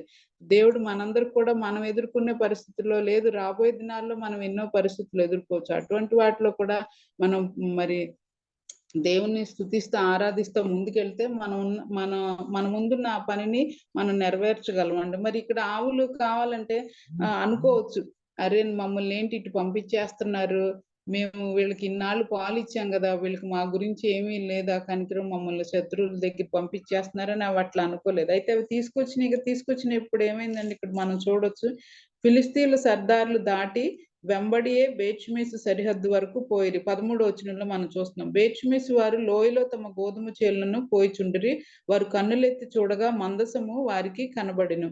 దానిని చూచి వారు సంతోషించిరి. ఆ బండి బేత్షెమెషు వాడైన యెహోషువ యొక్క పొలములోనికి వచ్చి అక్కడనున్న ఒక పెద్ద రాతి దగ్గర నిలువగా, వారు బండి యొక్క కర్రలను చీల్చి ఆవులను యెహోవాకు దహన బలిగా అర్పించిరి. ఏం చేశారండి వాళ్ళు చూసి వచ్చినప్పుడు, అబ్బా మన కోసం ఈ చాలా మరి ఆ పాపం పాడావులంటే వాళ్ళకి తెలుస్తుంది, జనరల్ గా ఎద్దులను కడతారు, కానీ వీళ్ళు పాడావులను కట్టారు. పాడావులు వచ్చినాయి ఏంటి, అయ్యో మన కోసం కష్టపడి తెచ్చినట్టు వాటికి ఏమైనా నీళ్లు పెట్టారా వాళ్ళు, లేకపోతే దండలు వేసారా. మనం జనరల్ చూస్తుంటాం కదా, ఎద్దు బండిని కూడా అలంకరిస్తూ ఉంటారు, ఎద్దుల్ని సంతోషించేత వాటికి ఏమన్నా మాలలు వేశారా అంటే అది లేదు. ఏం చేశారు అక్కడ, వాటినే ఏం చేశారు, బండి కర్రలను చీల్చి ఆవులను ఏం చేశారు, యెహోవాకు దహన బలిగా అర్పించేశారు. మరి ఈ ఆవులకు కూడా మేబీ తెలుస్తుండొచ్చు ముందు దేవుని మాటకి అంతగా లోబడినప్పుడు, అవి నోరు లేనప్పుడు అప్పటికి మరి అవి అర్పింపబడతాయని కూడా వాటికి తెలిసే ఉండొచ్చు ముందు కదా. మరి మన జీవితంలో కూడా మరి రానున్న దినాల్లో ఆ పర్సిక్యూషన్ పెరిగేటప్పుడు మరి ఈ విశ్వాసంగా ముందు కొనసాగుతున్న మంచిదే. అయితే మనం ఎట్లాంటి స్థితులకైనా మనల్ని మనం అర్పించుకోవటానికి రెడీగా ఉన్నట్టయితే మనకి ఇది ఎంతో సహాయపడుతుందండి.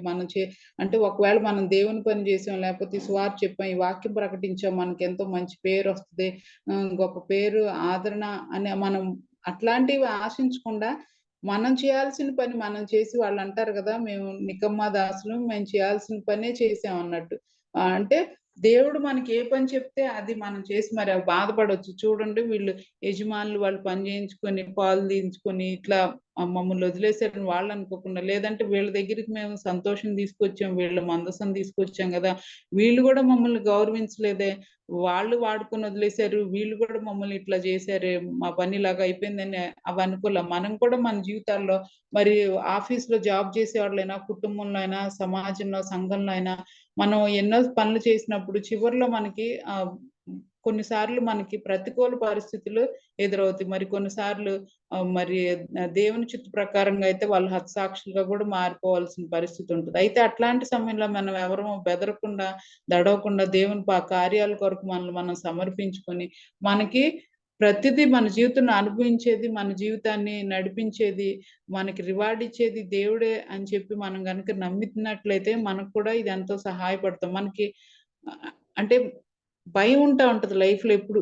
తెలియని వాళ్ళకి, కొత్త వాళ్ళకి సహాయం చేయాలన్నా, ఇంట్లో పెట్టుకోవాలన్నా ఎట్లా ఉంటదో ఏంటో అనుకుంటాం. ఇక్కడ జనరల్‌గా మేము స్టూడెంట్ మినిస్ట్రీలో ఉన్నాం కాబట్టి ఒక్కొక్కసారి కొత్త వాళ్ళొచ్చినప్పుడు కొంచెం డౌట్ వస్తా ఉంటది. కానీ మనం దేవుని మీద భారం వేసి ఇంకా ఏదేమైనా దేవుడు అనుమతిస్తే ఆయనకు ఒక కార్యం కొరకు కదా, ఆయన చేతిలోనే ఉన్నది అన్నప్పుడు మనం ముందుకెళ్ళగలం. మరి ఈ ఆవులు వాటి జీవితాన్నే ఇచ్చేయాల్సిన పరిస్థితి, అంత పని చేసి కూడా. అక్కడ చూస్తే వాళ్ళు హాహాకారాలు పెడతా ఉన్నారు. ఆకాశం వరకు కేకలు వినిపిస్తా ఉన్నాయి. వాళ్ళ హాహాకారాలని, వాళ్ళ బాధని ఇవి దూరం చేసినయి. మరి ఇక్కడ రెండో గ్రూప్ చూసినట్లయితే ఇశ్రాయేలీలు నిరీక్షణ పోయి, ప్రభావం పోయి, మరి ఎంతో నిరాశలో, నిస్పృహల్లో జీవిస్తున్న జనాంగం. దేవుణ్ణి ఎరిగిన బిడ్డలే గాని నిస్పృహల్లో ఉన్నారు. మనకు కూడా దేవుడు ఒక్కోసారి అలాంటి అవకాశం ఇస్తారు. దేవుణ్ణి ఎరగని వాళ్ళు మరి మరణ భయంతో ఉంటున్న రోజులు చూస్తున్నాం కదా. లోకంలో వాళ్ళు పైకి ఎంత ఫ్లరిష్ గా ఉన్నా, మన మీద గొప్పలు చెప్తున్నా, వాళ్ళకి మరణం అంటే భయం. మరణం వచ్చేసరికి ఎందుకంటే వాళ్ళ దగ్గర నిరీక్షణ లేదు కాబట్టి. మనుషులంగా మనకి భయం ఉంటది, కానీ మనకు ఒక నిరీక్షణ ఉంది. మరణం తర్వాత మరి మన దేవుణ్ణి కలుసుకుంటాము, ఆయనతో సహవాసం ఉంటదని చెప్పి. సో అయితే ఇంకా విశ్వాసులైన వాళ్ళ దగ్గర కూడా ఎన్నో నిరాశలు, నిస్పృహలు ఉంటా ఉంటాయి. మరి ఇటువంటి వాళ్ళ విశ్వాసుల జీవితాలకు కూడా మరి మనం ఉపయోగకరంగా ఉండటానికి దేవుడు మనకు సహాయం చేసి నడిపించును గాక. మనకు తెలుసు కొన్నిసార్లు బాధేస్తా ఉంటది. చూస్తాం కదా, ఫెలోషిప్ లో కూడా మంచి చేస్తామా, చివరాఖరికి అది వాళ్ళ ద్వారానే మనకి ఇరుకులు, ఇబ్బందులు ఎదురవుతా ఉంటాయి.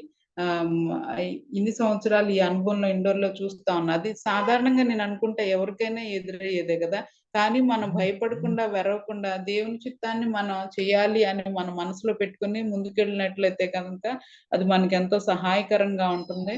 దేవుడు మనకి ఆ రకంగా దేవుని యొక్క చిత్తాన్ని చేసేట్టుగా, ఈ పాడి ఆవులు నోరు లేనప్పటికీ అవి ఎట్లా అయితే దేవుని చిత్తాన్ని నెరవేర్చినాయో సంతోషంగా గాన ప్రతిగానాలు చేస్తా, అరచుచూ చక్కగా వెళ్ళి ఎట్లా అయితే దేవుని కార్యాలను జరిగించినాయో, మరి మనం కూడా దేవుణ్ణి ప్రశ్నించకుండా అవుట్ రిజల్ట్ ఏంటి మనకి నిందల, బాధల అని వాటి గురించి మనం భయపడకుండా దేవుని చిత్తాన్ని మనం పూర్తి చేస్తున్నామా లేదా అన్నది మాత్రమే మనం ఆలోచించుకొని ముందుకెళ్తే దేవుడు మనకి ఎంతో సహాయం చేసి నడిపించును గాక.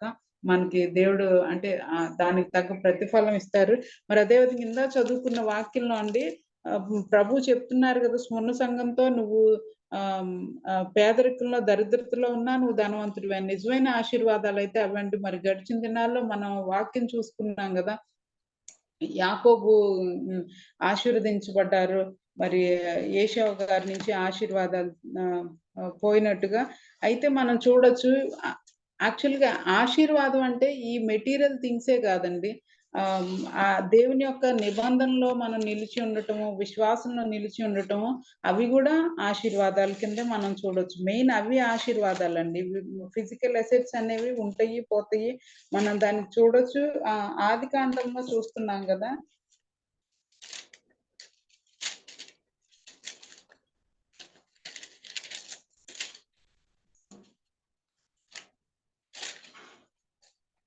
ఆదికాండంలో మనం అన్ని ఇప్పుడు రిఫరెన్స్ చదివితే టైం లేదండి. ప్రభు చెప్తారు కదా, వాళ్ళు పుట్టి పెరగక ముందే ఏం చెప్తారు, పెద్దవాడు చిన్నవానికి దాసుడగునని చెప్పి చెప్తా ఉన్నారు కదా. మరి అట్లా ఉన్నప్పుడు ఆ సమయంలో నాకు కూడా చదివినప్పుడు వాక్యం నాకు కొంచెం బాధేసింది. అయ్యో ఇదేంటి ప్రభు, మరి అంటే కొంచెం బాధే కదా. 25వ అధ్యాయము 22వ వచనంలో మనం చూడొచ్చు కదా,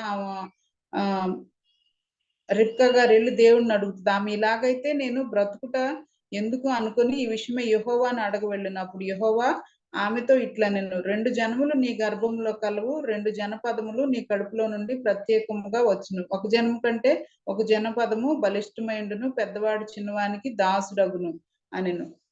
ఇట్లాగా మరి పేరు వచ్చినప్పుడు, వాళ్ళు పుట్టినప్పుడు మొదటివాడు ఎర్రనివాడుగా బయటకు వచ్చిన, అతని ఒళ్ళంతా రోమ వస్త్రం వల్లే ఉండను గనుక అతనికి ఏశావు అని పేరు పెట్టి, అతని తరువాత అతని సహోదరుడు బయటకు వచ్చినప్పుడు అతని చెయ్యి ఏశావు మడిమను పట్టుకొని ఉండను గనుక అతనికి యాకోబు అని పేరు పెట్టబడిన. యాకోబు అంటే కింద పుట్టినోట్లో చూస్తున్నాం, మడిమను పట్టుకున్నవాడు లేక మోసగాడు అని. మరి అసలు అప్పుడు అతను ఏమీ చేయలేదు. కడుపులోంచి బయటకు వచ్చాడు అంతే, ఏం చేయకుండానే తనకి ఆ పేరు వచ్చేసింది. మడిమను పట్టుకుని వాడే దాన్ని మనం ఫోకస్ చేయం, కానీ మోసగాడు అన్న మాటని మనం ఫోకస్ చేసి మనం విని అదే మనం ఆ లేబుల్ తోటి మనం మిస్అండర్స్టాండింగ్ చేసుకుంటా ముందుకెళ్ళినట్టుగా నాకు అనిపించిందండి. అయితే నాకు ఈ వాక్యం చదివినప్పుడు కూడా బాధేసింది, పెద్దవాడు చిన్నవానికి దాసుడగునని. అయ్యో ఇదేంటి ప్రభు అట్లా ఎందుకు, ఏమీ అవ్వకుండా ఇట్లుందని. ఇంకో చోట కూడా మనం చూస్తాం కదా విశ్వాసం గురించి రాసేటప్పుడు, మరి దేవుడు ఎవరిని కనికరించుతాడో వాళ్ళని కనికరిస్తాడు అన్నప్పుడు. అయితే కానీ దేవుడు అన్యాయస్తుడు కాదు కదా, దేవుడు ఎందుకు ఇట్లా చెప్పారు, ఏమీ జరగకముందే మరి పెద్దవాడు చిన్నవాడికి దాసుడగునని, అయ్యో ఇది ఎట్లా, ఇది అన్యాయం కదా అన్నట్టు అనిపించింది. కానీ నాకు దేవుడు ఎప్పుడు అన్యాయస్తుడు కాదండి. మనం చూడొచ్చు మరి 33వ అధ్యాయము, భలే పెద్దవాడు చిన్నవానికి దాసుడగున ఉంది, కానీ 33వ అధ్యాయము 4వ వచనంలో మనం చూస్తే, నేను పోయినసారి అంతా షేర్ చేయలేదు, సమయం లేదు కాబట్టి ఇప్పుడు కూడా సమయం అయిపోతా ఉంది, మనం ఓవరాల్ గా చూద్దాం. 4వ వచనంలో చూడొచ్చు 33వ అధ్యాయము. ఎవరికి దాసులుగా కనిపిస్తున్నారండి ఫస్ట్ అంటే యాకోబు. ఇక్కడ మనం చూడొచ్చు, తాను 3వ వచనంలో, తాను వారి ముందర వెళ్ళుచు తన సహోదరుని సమీపించు వరకు, తాను అంటే ఎవరు, యాకోబు, తన సహోదరుని అంటే ఏశావుని సమీపించే వరకు 7 మార్లు నేలను సాగిలపడెను. అప్పుడు ఏశావు అతన్ని ఎదుర్కొని పరిగెత్తి అతన్ని కౌగిలించుకొని మనం చూస్తా ఉన్నాం. యాకోబు ఏం చేశారండి, ముందే తన అన్నకి దాసుడిగా 7 మార్లు సాష్టాంగపడినట్టుగా మనం చూస్తున్నాం. దేవుడు ఇక్కడ ఏమన్నా అన్యాయం చేశారా, లేదు. అంటే అది తరతరాల్లో వచ్చే ఆశీర్వాదం గురించి దేవుడు జనరల్ గా మాట్లాడారు, కానీ అసెట్స్ కాదు మనకి ఆశీర్వాదం అంటే. ఆ దేవుని నిబంధనలో కొనసాగటం, అబ్రహాం ఇస్సాకు తర్వాత ఆయన యాకోబుని చూస్ చేసుకున్నట్లు మనం చూస్తున్నాం. మరి దాసుడుగా కూడా ఏమి లేరు ఏశావు. ఇక్కడ చూస్తే యాకోబే ఆయనకి 7 మార్లు సాష్టాంగ పడ్డారు, అందులో ఆయనకి ఏం అన్యాయం జరగలేదు. అంతేకాకుండా మరలా ఈ ఇశ్రాయేలీలకి మోషే గారు నడిపిస్తా ఉన్నప్పుడు ఆ వాగ్దాత దేశంలోకి వెళ్ళేటప్పుడు అప్పుడు కూడా ఏమవుతుందండి, ఫస్టే ఏశావు వాళ్ళకి దేవుడు వాళ్ళు స్వతంత్రించుకుంటారు, ఆ భూమిని స్వతంత్రించుకున్నప్పుడు దేవుడు చెప్తారు, ఇది ఏశావుకు సంబంధించిన భూమి, మీకు ఇందులో నేను ఇవ్వను భూమిని. ఈవెన్ వాళ్ళు సంఖ్యాకాండంలో వెళ్ళేటప్పుడు కూడా వాళ్ళు వాళ్ళ దేశం గుండా వెళ్లాల్సి వస్తే అడిగితే మమ్మల్ని కొంచెం మీ దేశం నుంచి వెళ్ళమంటే లేదు లేదు అన్నప్పుడు వాళ్ళని ఏం చేయకుండా చుట్టూ తిరిగి వెళ్తారు. అదే వేరే రాజులు అయితే కనుక వాళ్ళని ఓడించి మరి వీళ్ళు వెళ్తారు, కానీ వీళ్ళు అన్నయ్యని కారణంగా దేవుడు కూడా అనుమతించరు. ఇది ఏశావుకు సంబంధించిన భూమి నేను మీకు ఇవ్వను, ఇంకా మీరు వేరే భూమి ఇస్తాను మీకు అన్నట్టు చెప్తారు. అంటే ఇక్కడ ముందు ఎవరికి ఇచ్చేసారండి సెటిల్మెంట్, ఎవరికి వచ్చింది ఫస్ట్, ఏశావు గారికే వచ్చింది. ఏశావు గారికి ఆల్రెడీ దేవుడు స్వాస్థ్యం ఇచ్చేశారు. అట్లా ఏం కాదు, యాకోబుని ఆశీర్వదించేసి ఏశావుని వదిలేసినట్టుగా. దాసుడు అన్నారు, కానీ ఏశావు గారికి యాకోబు 7 మార్లు సాష్టాంగ పడతారు. తర్వాత ఏశావు గారికి స్వాస్థ్యం కూడా మనం చూస్తాం. దేవుడేమి అన్యాయస్తుడు కాదండి. దేవుడు ఎప్పుడు ఎవరిని చేయి విడువరు, అందరినీ అన్ని రకాలుగా ఆయన ఆదుకొని ఆశీర్వదించే దేవుడు. ఎవరిని ఒకళ్ళని తక్కువ ఒకళ్ళని ఎక్కువ చేయరు. కానీ మనం ఇప్పుడు కానీ ఒక రకంగా ఆశీర్వాదం అంటే అండి, నేను అనుకోవడం శ్రమలు ఎక్కువ ఉంటాయండి, ఆ శ్రమల్లోనే మనం శుద్ధి చేయబడతా ఉంటాం. మరి ఏశావు గారి జీవితంలో మనం ఎక్కువ శ్రమలను చూడలేదు, కానీ యాకోబు గారి జీవితంలో శ్రమలను చూసాము. అట్లాగే మరి బైబిల్లో ఎన్నుకోబడిన ప్రతి వ్యక్తి, మోషే గారు కానీ, దావీదు గారు, యోసేపు గారు, వీళ్ళందరి జీవితాల్లో మనం శ్రమలు చూస్తా ఉన్నాం. మనం కూడా ఆశీర్వాదాలంటే అవేవో మనకి ఆరోగ్యము, అంతస్తులు ఇలాంటివి కాకుండా మన జీవితాల్లో కూడా ఎదురయ్యే ప్రతి శ్రమలోనూ మనం శుద్ధ సువర్ణంగా చేయబడటానికే దేవుడు అనుమతిస్తున్నాడని విశ్వాసంతో ముందు కొనసాగినట్లయితే అది మనకి ఎంతో ఉపయోగకరంగా ఉంటుంది అనుకుంటున్నాను అండి. అదేవిధంగా మరలా బ్యాక్ టు వెనక్కి మొదటి సమూయేలు వచనంలో చూసిన గ్రంథంలో చూసిన పాడి ఆవుల పరిచర్యకు వస్తే, మరి ఆవులు ఎట్లయితే గుర్తు పెట్టుకున్నాయో, మమ్మల్ని వాడుకున్నంత కాలం వాడుకున్నారు, లేకపోతే వీళ్ళు కూడా మేము ఇంత పని చేశాక మాకు రివార్డ్ ఇవ్వలేదు, మాకు ఈ మాటలు వచ్చినాయి అని ఇలాగ అవి ఎట్లా బాధపడలేదో మనం కూడా మన గురించి, మన ఎండ్ రిజల్ట్ మాటల గురించి భయపడకుండా బాధపడకుండా దేవుని పరిచర్యలోకి ముందుకెళ్తే దేవుడు మనకు సహాయం చేసి నడిపిస్తారండి. ఈ దినాల్లో నేను చూస్తుంది ఏంటంటే, మన రీసెంట్ గా మా ఇంటికి ఉజ్జయిన్లో ఉంటారు మీరా అంటే ఒక ఆవిడ పెద్ద వయసు, 75 years. ఆవిడకి చిన్నప్పటి నుంచి పోలియో ఎఫెక్టెడ్, ఆవిడకి 2 కాళ్ళు పనిచేయండి, ఇప్పుడు ఒక చిన్న పిల్లలాగా ఉన్నారు ఆవిడ. మనం మీటింగ్స్ జరిగినప్పుడు దాంట్లో కూడా ఆవిడకి కూడా ఒక 1 hour షేర్ చేసుకోవడానికి ఇస్తే ఆవిడ ఇండోర్ వచ్చారు తీసుకొస్తే, తర్వాత మా ఇంట్లో ఉంచుకుందాం 2 రోజులు తీసుకొచ్చాండి. ఆంటీ చాలా తక్కువ తింటారు. పొద్దున అంటే జస్ట్ టీ, 1-2 టోస్ట్లు, మధ్యాహ్నం 1-2 రోటీ అంతే, ఒకటి నైట్ అసలు ఏమి తినరు ఆవిడ. ఏంటంటే ఇంత తక్కువ అంటే, అవును నా బాడీ వేరే గదా! అయినా నేను ఇంత తక్కువ తింటున్నా దేవుడు నన్ను తీసుకోవట్లేదని బాధపడుతున్నారు. అయ్యో! అదేంటి ఆంటీ అంటే, మరి ఈ రోజుల్లో వృద్ధులకి అంత సంఘంలో ఇది లేదమ్మా. నేను సంఘానికి కూడా ఎక్కువ వెళ్ళలేకపోతున్నాను. నాకు పెద్ద వయసొచ్చేసింది గదా! నేను ఎక్కువ ఇంట్లోనే ఉండి ప్రార్థన చేయాలనుకుంటున్నానని చెప్పారు. ఆవిడ బాధపడుతుంటే నేనన్నా, అయ్యో! లేదాంటీ మీలాంటి వాళ్ళని చూస్తే మాకది ఇంకా ఎంతో ప్రోత్సాహం గదా! మేము మా ఛాలెంజింగ్‌గా ఉంటది. మేమెంత దేవుని కొరకు చేయాలి అని. ఆవిడ మంచిగా ఉన్నప్పుడు అంటే వయసులో ఉన్నప్పుడు వేరే రాష్ట్రాలు అంటే సిటీస్, రాష్ట్రాలు గూడా వెళ్లి ఒక్కతే ట్రైన్‌లో ఆవిడ ప్రయాణం చేసి దేవుని సువార్త పరిచర్య చేస్తా ఉండేవాళ్ళండి. చూడండి దేవుడు ఎంత కరేజ్ ఇచ్చి ఆమెను వాడుకున్నారు. మరి అట్లాంటి ఆవిడే మరి వృద్ధాప్యంలోకొచ్చినప్పుడు మమ్మల్ని ఎవరు పట్టించుకోరు అన్నట్టుగా అంటే వాళ్ళ బ్రదర్ వాళ్ళతోటే ఉంటున్నారు ఆంటీ. హెల్పర్స్ వాళ్ళున్నారు. అయినా గాని కొంచెం నేను వేరే వృద్ధురాలు గురించి గూడా చెప్తే ఆవిడ ఇట్లా బాధపడతా ఉన్నారు. నాకు కొంచెం భయమేసింది. అమ్మో! నేను పిల్లలు ఎప్పుడు పెద్దవుతారో, నాకు ఇంకా ఎప్పుడు సమయం ఉంటది దేవుని పని కోసం, ఇంకా ఎక్కువ వాక్యం ధ్యానించి ప్రార్థనలో కూర్చోవచ్చు ఇట్లా అనుకుంటా ఉంటా. కానీ అమ్మో! ఈ వృద్ధాప్యంలో ఇలా ఉంటదా? నేను అనుకుంటా పెద్దాళ్ళ దగ్గర ఎంత చక్కగా టైం ఉంది. వీళ్ళు ఎంత బాగా యుటిలైజ్ చేసుకోవచ్చని. ఒకసారి నాకు కొంచెం ఆలోచనలో పడ్డా, భయమేసింది. కానీ నేను తర్వాత సరే దేవుని కృప ఉండాలి ప్రతి ఫేజ్‌లో మనకని ఇంక నేను దేవుడిని బట్టి నేను భరోసా తెచ్చుకున్నా. అయితే మనకి ఈ వాక్యం ద్వారా మనందరం కూడా గుర్తుపెట్టుకుంటే మన జీవితం చివరి దశలో మనం దేవుని కోసం, కుటుంబం కోసం, సంఘం కోసం ఎంతైనా చేసుండొచ్చు గానీ, అయితే చివరి దశలో మన జీవితం ఇలాగుంది, అలాగుందా అని మనం బాధపడకుండా ముందే మనం దేవునికి సమర్పించుకొని ఎట్లా ఉన్నా గానీ అదేదో తెగ ఫ్లరిష్‌గా ఎంతో అంత ప్రోత్సాహకరంగా ఉంటది. ఇలా అలా అని మనం ఊహించుకోకుండా ఎలా ఉన్నా నీ చిత్తం ప్రభా! నువ్వు ఏ స్థితిలో మేమున్నా గాని నిన్ను బట్టి మేము ఆనందిస్తాం. నీ కొరకే మేము సమర్పించుకుంటాం అని మనం ముందు నుంచి రెడీ అయితే గనక మరి మనకంత కష్టతరంగా ఉండదేమో నాకనిపిచ్చింది. కానీ మనం కూడా వృద్ధులైన వారి కోసం ప్రార్థన చేద్దాం. ఎవరలా ఫీల్ అవ్వకుండా లోన్‌లీగా వారు దేవుని సన్నిధిని అనిపిస్తూ ఇంకా వారి ప్రార్థనా పరిచర్యలో ఆంటీ మంచి ప్రార్థన పరిచర్య చేస్తా ఉంటారు. అదే విధంగా మరి దేశానికి ఆశీర్వాదకరంగా ఉండగలిగినట్లు దేవుడు వారిని కూడా బలపరిచి మరి వాడుకున్నట్లు మనం ప్రార్థన చేద్దాము. మరి అదే రకంగా మనం కూడా ముందు నుంచి గుర్తుపెట్టుకుంటే మనం దేవుని పరిచర్యలో మన జీవితంలో సాగటానికి కూడా ఎంతో ఉపయోగకరంగా ఉంటుందని నేను అనుకుంటున్నా. మరి పౌలు భక్తుడికి ఈ విషయం బాగా తెలుసు కదా!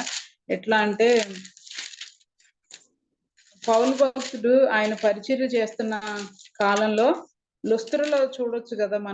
14 వచ్చిన అపోస్తుల కార్యాలు 14 అధ్యాయంలో లుస్త్రలో బలహీన పాదం గల అతన్ని స్వస్థపరిచినప్పుడు అక్కడ ఏమవుతదంటే 13 వచనంలో పట్టణమునకు ఎదురుగా ఉన్న దుపతి యొక్క పూజారి ఎడ్లను, పూదండలను ద్వారముల యొద్దకు తీసుకొని వచ్చి సమూహంతో కలిసి బలి అర్పింపవలెనని ఉండెను.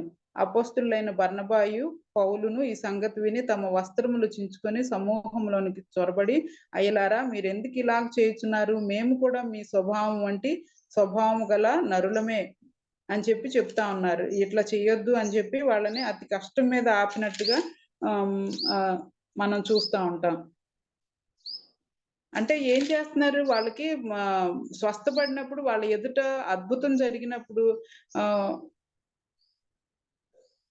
ఆ లుస్త్రలో అతన్ని స్వస్థపరిచినప్పుడు ఏం చేస్తున్నారు? అమ్మో! దేవుడే దిగొచ్చారు మా మధ్యకి. వీళ్ళే దేవుళ్ళని జెప్పి వాళ్ళకే బలి అర్పించబోతుంటే, మరి పౌలు అక్కడ వస్త్రాలు చింపుకొని పౌలు, బర్నబా అయ్యయ్యో! లేదు మేము గూడా మీలాంటి మనుషులమే. ఎందుకిట్లా జేస్తున్నారు? ఇలా గనపరచమాకండని ఎంతో హంబుల్‌గా వాళ్ళక్కడ వాళ్ళు దేవుడిని ప్రెజెంట్ చేశారు. దేవుడిని మహింపరిచారు. మరి అదే వ్యక్తులకి అంత గొప్ప మనస్తత్వం ఉన్న వ్యక్తులకి నెక్స్ట్ జస్ట్ ఇమ్మీడియేట్ 18వ వచనంలో మనం చూడొచ్చు. వారిలాగు చెప్పి తమకు బలి అర్పింపకుండా సమూహములను ఆపుట బహు ప్రయాసమాయెను. అంటే చూడండి అక్కడ వాళ్ళకి ఎంత హీరోయిజం, ఎంత హీరోయిటిక్ వర్షిప్ వచ్చేసిందో.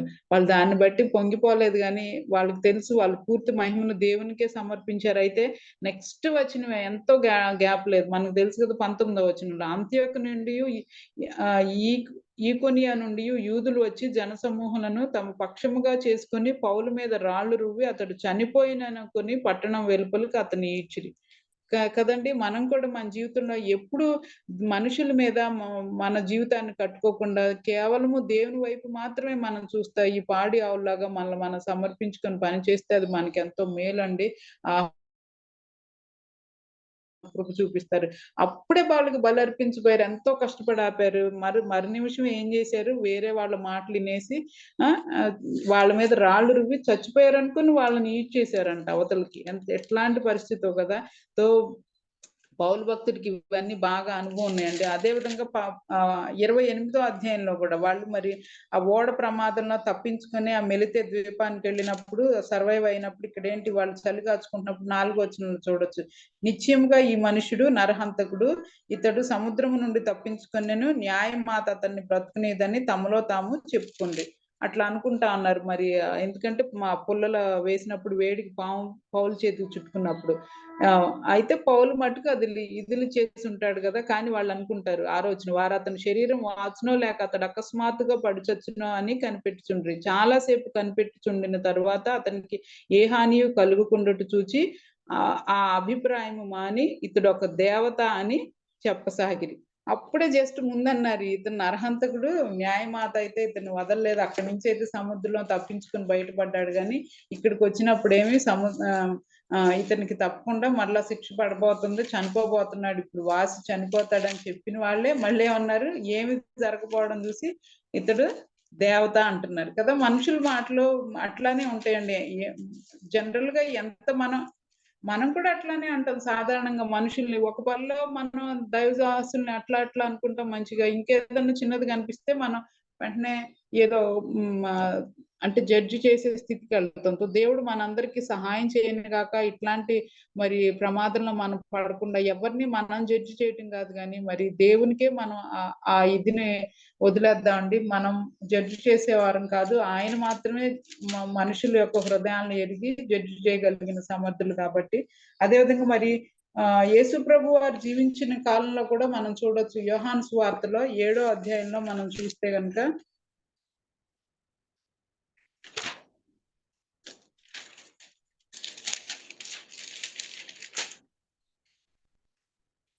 7వ అధ్యాయము 5వ వచనంలో ఆయన సహోదరులైనను ఆయన యందు విశ్వాసం ఉంచలేదు. అంటే బంధువులు కుటుంబ సభ్యులు ఆయన మీద నమ్మకం ఉంచినట్టు.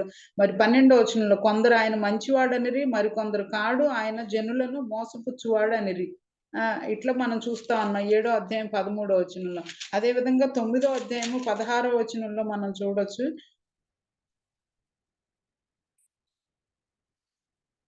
కాగా పరిసయ్యుల్లో కొందరు ఈ మనుషుడు విశ్రాంతి దినం ఆచరించట్లేదు గనుక దేవుని వద్ద నుండి వచ్చిన వాడు కాడనిరి, మరికొందరు పాపి అయిన మనుషుడు ఇలాంటి సూచక్రియ ఎలాగూ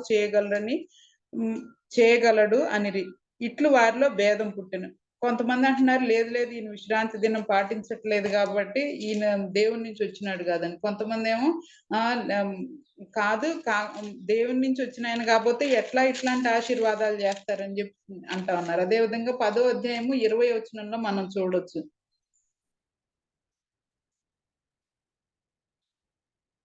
ఈ మాటలను బట్టి యూదుల్లో మరలా భేదం పుట్టెను. 19వ వచనం 20 వారిలో అనేకులు వాడు దయ్యం పట్టిన వాడు, వెర్రివాడు, వాని మాట ఎందుకు వినుచున్నారనిరి. మరికొందరు ఇవి దయ్యం పట్టిన వాని మాటలు కావు, దయ్యము గ్రుడ్డివారి కన్నులు తెరవగలడా అనిరి. ఈ విధంగా మనం చూస్తా ఉన్నాం కదండి. మరి యేసు ప్రభు అంతటి వారికే ఇటువంటి మాటలు తప్పలేదు. కొందరు మంచివాడు అంటున్నారు, కొందరు దయ్యం పట్టిన వాడు అంటున్నాడు. అట్లాగే మనం కూడా మన జీవితంలో కొనసాగుతా ఉన్నప్పుడు రకరకాల మాటలు వస్తూ ఉండొచ్చు, కానీ వాటిని ఏమి మనం పట్టించుకోకుండా మరి ఇక్కడ పేతురు గారు రాసిన మొదటి పత్రికలో చూడొచ్చు 2వ అధ్యాయంలో 19వ వచనంలో ఎవడైనను అన్యాయముగా శ్రమ పొందుచు దేవుని గూర్చిన మనస్సాక్షి కలిగి దుఃఖము సహించిన ఎడల అది హితమగును. తప్పిదమ్మునికై దెబ్బలు తినినప్పుడు మీరు సహించిన ఎడల మీకేమి ఘనము, మేలు చేసి బాధపడినప్పుడు మీరు సహించిన ఎడల అది దేవునికి హితమగును. ఇందుకు మీరు పిలువబడుతురు. మనం ఎందుకు పిలువబడ్డామండి? మేలు చేసి బాధను అనిపించడం కోసమే మనం పిలువబడ్డాం. అది గుర్తుంచుకుంటే గనక మనకి ఏ పరిస్థితుల్లో అయినా ఎవరిని మనం జడ్జి చేయకుండా, ద్వేషించకుండా, మనం బాధపడకుండా ఉండటానికి సహాయపడుతుంది. 21వ వచనం క్రీస్తు కూడా మీ కొరకు బాధపడి మీరు తన అడుగుజాడల యందు నడుచుకున్నట్లు మీకు మాదిరి ఉంచిపోయెను. ఆయన పాపము చేయలేదు, ఆయన నోటను ఏ కపటమును కనబడలేదు. ఆయన దూషింపబడి బదులు దూషింపబడలేదు. ఆయన శ్రమ పట్టబడి బెదిరింపక న్యాయముగా తీర్పు తీర్చు దేవునికి తన్ను తాను అప్పగించుకొనెను. దేవుడు కూడా మనందరికి ఈ విధంగా సహాయం చేసి నడిపించిన గాక. మరి అవి ఎట్లయితే పాడి ఆవులు దేవుని పిలుపుకు లోబడి పరిచయం చేసినాయో మరి అవి తన జీవితాన్ని దేవునికి అర్పించేసినాయో, అవి దహన బలిగా మారిపోవడానికి సిద్ధపడినాయో, మనం కూడా మన జీవితాల్లో దేవుని పని అంతా చేసిన తర్వాత కూడా మనకి ఏదో రివార్డు మెప్పులు వస్తాయని మనం ఆశించకుండా, మనం దేవుని పనిని మన బాధ్యతగా చేశామని దేవుని నుంచే మనం ఎదురు చూసి, మనం ఎవరికి తీర్పు తీర్చకుండా, ద్వేషించకుండా, బాధపడకుండా, యేసు ప్రభు వారు ఎట్లయితే తను దేవునికి సమర్పించుకున్నారో మనం కూడా ఆయనకి సమర్పించుకున్నట్లయితే దేవుడే మనకు సహాయం చేసి ఆ కృపను అనుగ్రహించి ముందుకు నడిపిస్తారండి. చిన్న ప్రార్థన చేసుకున్నాం. మహోన్నతుడ, పరిశుద్ధుడ, ప్రేమ కలిగిన తండ్రి, నీకు వందనాలయ్యా. మీరు మా మధ్యలో వినిపించిన ఈ వాక్యాన్ని బట్టి నీకు వందనాలు ప్రభు. మేము కూడా తండ్రి మీ వలె మరి ఆ శ్రమ పట్టుబడిన మరి గడియలు మా జీవితాల్లో వచ్చినప్పుడు మేము ఎవరి మీద నాయన నేరారోపణ చేయకుండా, మేము బెదిరింపకుండా, మరి దూషించకుండా నాయన న్యాయంగా తీర్పు మీ హస్తానికి మమ్మల్ని మేము అప్పగించుకోవడానికి మీరు మాకు సహాయం చేయమని, నీ ప్రేమను కలిగి, నీ మాదిరిని కలిగి మేము జీవించడానికి మా అందరికి సహాయం చేయమని, మరి జంతువులు ఎట్లయితే మీ యొక్క మాటకి లోబడతా ఉన్నాయో పూర్తిగా, అవి మేము కూడా ప్రభు మీ యొక్క చిత్తానికి మమ్మల్ని మేము పూర్తిగా సమర్పించుకునే కృపను, శక్తిని మా అందరికి దయచేయమని, సహాయం చేయమని యేసు దివ్య నామమున స్తుతించి అడుగుచున్నాం మా తండ్రి. ఆమేన్. అందరికీ వందనాలండి. మరొక రత్నాకర్ బ్రదర్ కి మీ అందరికి వందనాలండి. దేవునికి మహిమ కలుగును గాక. Thank you. Praise the Lord. Hallelujah. Amen. Thank you so much, Amgaru, for the wonderful word. మరి ఆత్మీయంగా ఎంతగానో బలపరచబడ్డాము, హెచ్చరించబడ్డాము అని బట్టి దేవుని పొందనాలు. సహవాసం దొరకని మీకు హృదయపూర్వక వందనాలు అమ్మగారు. ప్రార్థన చేసుకుని ముగించుకున్నామండి. మన మధ్య జేమ్స్ అయ్యారు ముగింపు ప్రార్థన, పరలోక ప్రార్థన ఆశీర్వాదవలసిన గారు.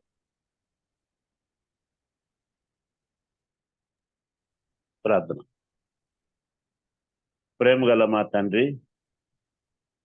పరిశుద్ధుడైన దేవ, మీకు స్తోత్రములు, వందనాలు చెల్లించుకుంటున్నాను. మీరు మాకు ఇచ్చిన ఈ శ్రేష్టమైన దినము కొరకు వందనాలు. ఈ పరిశుద్ధ సహవాసం కొరకే నీకు స్తోత్రాలు తెలుస్తుంది. అలాగనే ఈరోజు మీ సేవకురాలు జానకి రవిచంద్ర గారు నాయన ఇచ్చిన వర్తమానం కొరకే నీకు వందనాలు చెల్లిస్తుంది. దేవ, మీరు మాట్లాడిన విధానం కొరకే నీకు వందనాలు.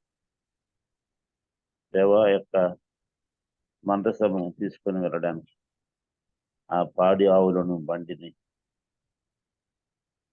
దేవ ఆ బెత్షెమెషుకు తీసుకొని పోయినప్పుడు నాయన వాటిలో నుండి కొన్ని పాఠాలు మాకు నేర్పించినారు. ఆ పాడి ఆవులు కొన్న ఆ త్యాగము, ఆ సమర్పణ, వాటిలో ఆత్మ లేకపోయినా, జంతువులైనా సరే తండ్రి వాటి పని కాదు, కానీ అది అవి ఏర్పాటు చేయబడినప్పుడు ఎలాగన మందసాన్ని తీసుకుని వెళ్ళి చివరికి అవి కూడా దహన బలిగా అర్పించబడినవి. మా జీవితాల్లో కూడా నిన్ను సేవిస్తున్నప్పుడు మేము పూర్తిగా నీకు అంకితమై, మాలో ఏ లోపములు లేక యోగ్యముగా జీవిస్తూ చివరికి నీ కొరకు పూర్తిగా డెడికేట్ చేసుకోవడానికి దేవ మాకు సహాయం చేయమని ప్రార్థన చేస్తా ఉన్నా. దేవని సేవలో లేక నీ వాక్యమును అర్థం చేసుకోవడంలో కొన్నిసార్లు మాకు కష్టం అవ్వచ్చు, కానీ మాకు అనేక విషయాలు నేర్పిస్తా ఉన్నావు. ఎలాగంటే మేము సంపూర్తిగా నీ ఈ లోకము, లోక ఐశ్వర్యము, ధనము వీటి మీద మనసు కాదు కానీ ఆ స్ఫూర్ణ సంఘంతో మీరు చెప్పినట్టు దేవ ఆ యొక్క దరిద్రతలోని ధనవంతులుగా, విశ్వాస విషయంలో భాగ్యవంతులుగా ప్రభు వారిని మీరు ఎంచినారు. దాన్ని పొందనారు. ఓ మా గొప్ప తండ్రి, ఇదిగో నీ ప్రియ సేవకురాలు హలో బ్రదర్ గారు తండ్రి ఎప్పటి నుండో అనేక ఏళ్ళుగా ఆ కష్టమైన స్థలాల్లో మీరు పెట్టి మిషనరీస్గా ఎలాగ మీరు వాడుకొనిచున్నారు తండ్రి. మేమైతే ఇక్కడ సుఖమైన స్థలాల్లో మేము ఉంటా ఉన్నాం. మరి నీ బిడ్డలకు ఇచ్చిన అటువంటి పిలుపు, అటువంటి ఆధిక్యత, అటువంటి సమర్పణ కొరకు నీకు వందనాలు. వారి జీవితాలు, వారి సమర్పణ మాకు ఎంతో ప్రోత్సాహాన్ని కలుగు చేస్తా ఉన్నాము. నేను వందనాలు. మేమందరము మేము ఎక్కడ ప్లేస్ చేయబడ్డామో, ఎక్కడ ఉంచబడ్డామో, ఎక్కడికి వెళ్ళమంటే అక్కడికి వెళ్ళి ఎక్కడ ఉండి నీ రాజ్య వ్యాప్తిలో మేము మా జీవితకాలం అంతా ప్రయాసపడి అంతం వరకు నీ చేత బల నమ్మకమైన మంచి దాసులను సాక్ష్యాన్ని పొందేవారముగా పెట్టుకుని నీ నామమును గణపరిచేవారుగా సువార్తను ఆపకుండా ప్రకటించేవారముగా మీరు మమ్మల్ని ఇంకను ఆయత్తపరిచి ఇటువంటి సహవాసం ద్వారా వాక్యం ద్వారా ఇంకా మమ్మల్ని బలపరిచి ఈరోజు పాల్గొన్న వారందరినీ దీవించి అలాగని వీళ్ళ కుటుంబం యొక్క బిడ్డలను మీరు జ్ఞాపకం చేసుకోమని వేడుకునిచున్నాను మా ప్రభువా, నీకు వందనాలు. అక్కడ స్కూల్ మినిస్ట్రీలో ఈయూ మినిస్ట్రీలో ఇంకా బలపరిచి వాడుతాను. అలాగనే ప్రభువా యొక్క మెసేజ్లో చూసినట్టుగా క్రిస్టినా అనే ఆ యవని బిడ్డకునైనా మీరు ఆ బ్లడ్ కౌంట్ తగ్గినట్టుగా పెట్టారు. ప్రభువా ప్రార్థన చేస్తా ఉన్నాను, మీరు ముట్టి స్వస్థపరచండి. ఆ కౌంట్ పెరుగుటకు ఎటువంటి అపాయం రాకుండా సంపూర్తిగా ఆరోగ్యాన్ని మీరు కలవరి సిలువలో పొందిన గాయాలను బట్టి, మీరు కాచిన రక్తాన్ని బట్టి, మీరు ఇచ్చిన జీవాన్ని బట్టి ఆ కుమార్తెను మీరు స్వస్థపరచమని ప్రార్థన చేసుకుంటారు. ఈరోజు పాల్గొన్న వారందరినీ పేరు పేరుని దీవించారు. అందరికీ మేము నీ వాక్యమే మాకు నిజమైన ఆశీర్వాదం తండ్రి. దేవా, నీ వాక్యం ఎంత పవిత్రమైనదనైనా ఆ వాక్యం మమ్మల్ని బలపరుస్తూ ఉంది. ఈ లోకంలో మనుషులు అప్పుడే పొగడవచ్చు, తర్వాత వెంటనే శిక్ష రావచ్చు, కానీ నీవు మమ్మల్ని చూస్తున్నావు, మా చేయి పట్టుకొని నడిపిస్తా ఉన్నావు. నీకు వందనాలు తెలుస్తాం. సమస్త మహిమయ్యు ఘనతయ్యు ప్రభావమును నీకు అర్పించి ఆరోపిస్తాం. మా ప్రభువును మా రక్షకుడైన యేసుక్రీస్తు వారి పరిశుద్ధ నామములో ప్రార్థించి స్తుతించి గణపరిచి వేడుకొనిచున్నాను మా తండ్రి. ఆమేన్.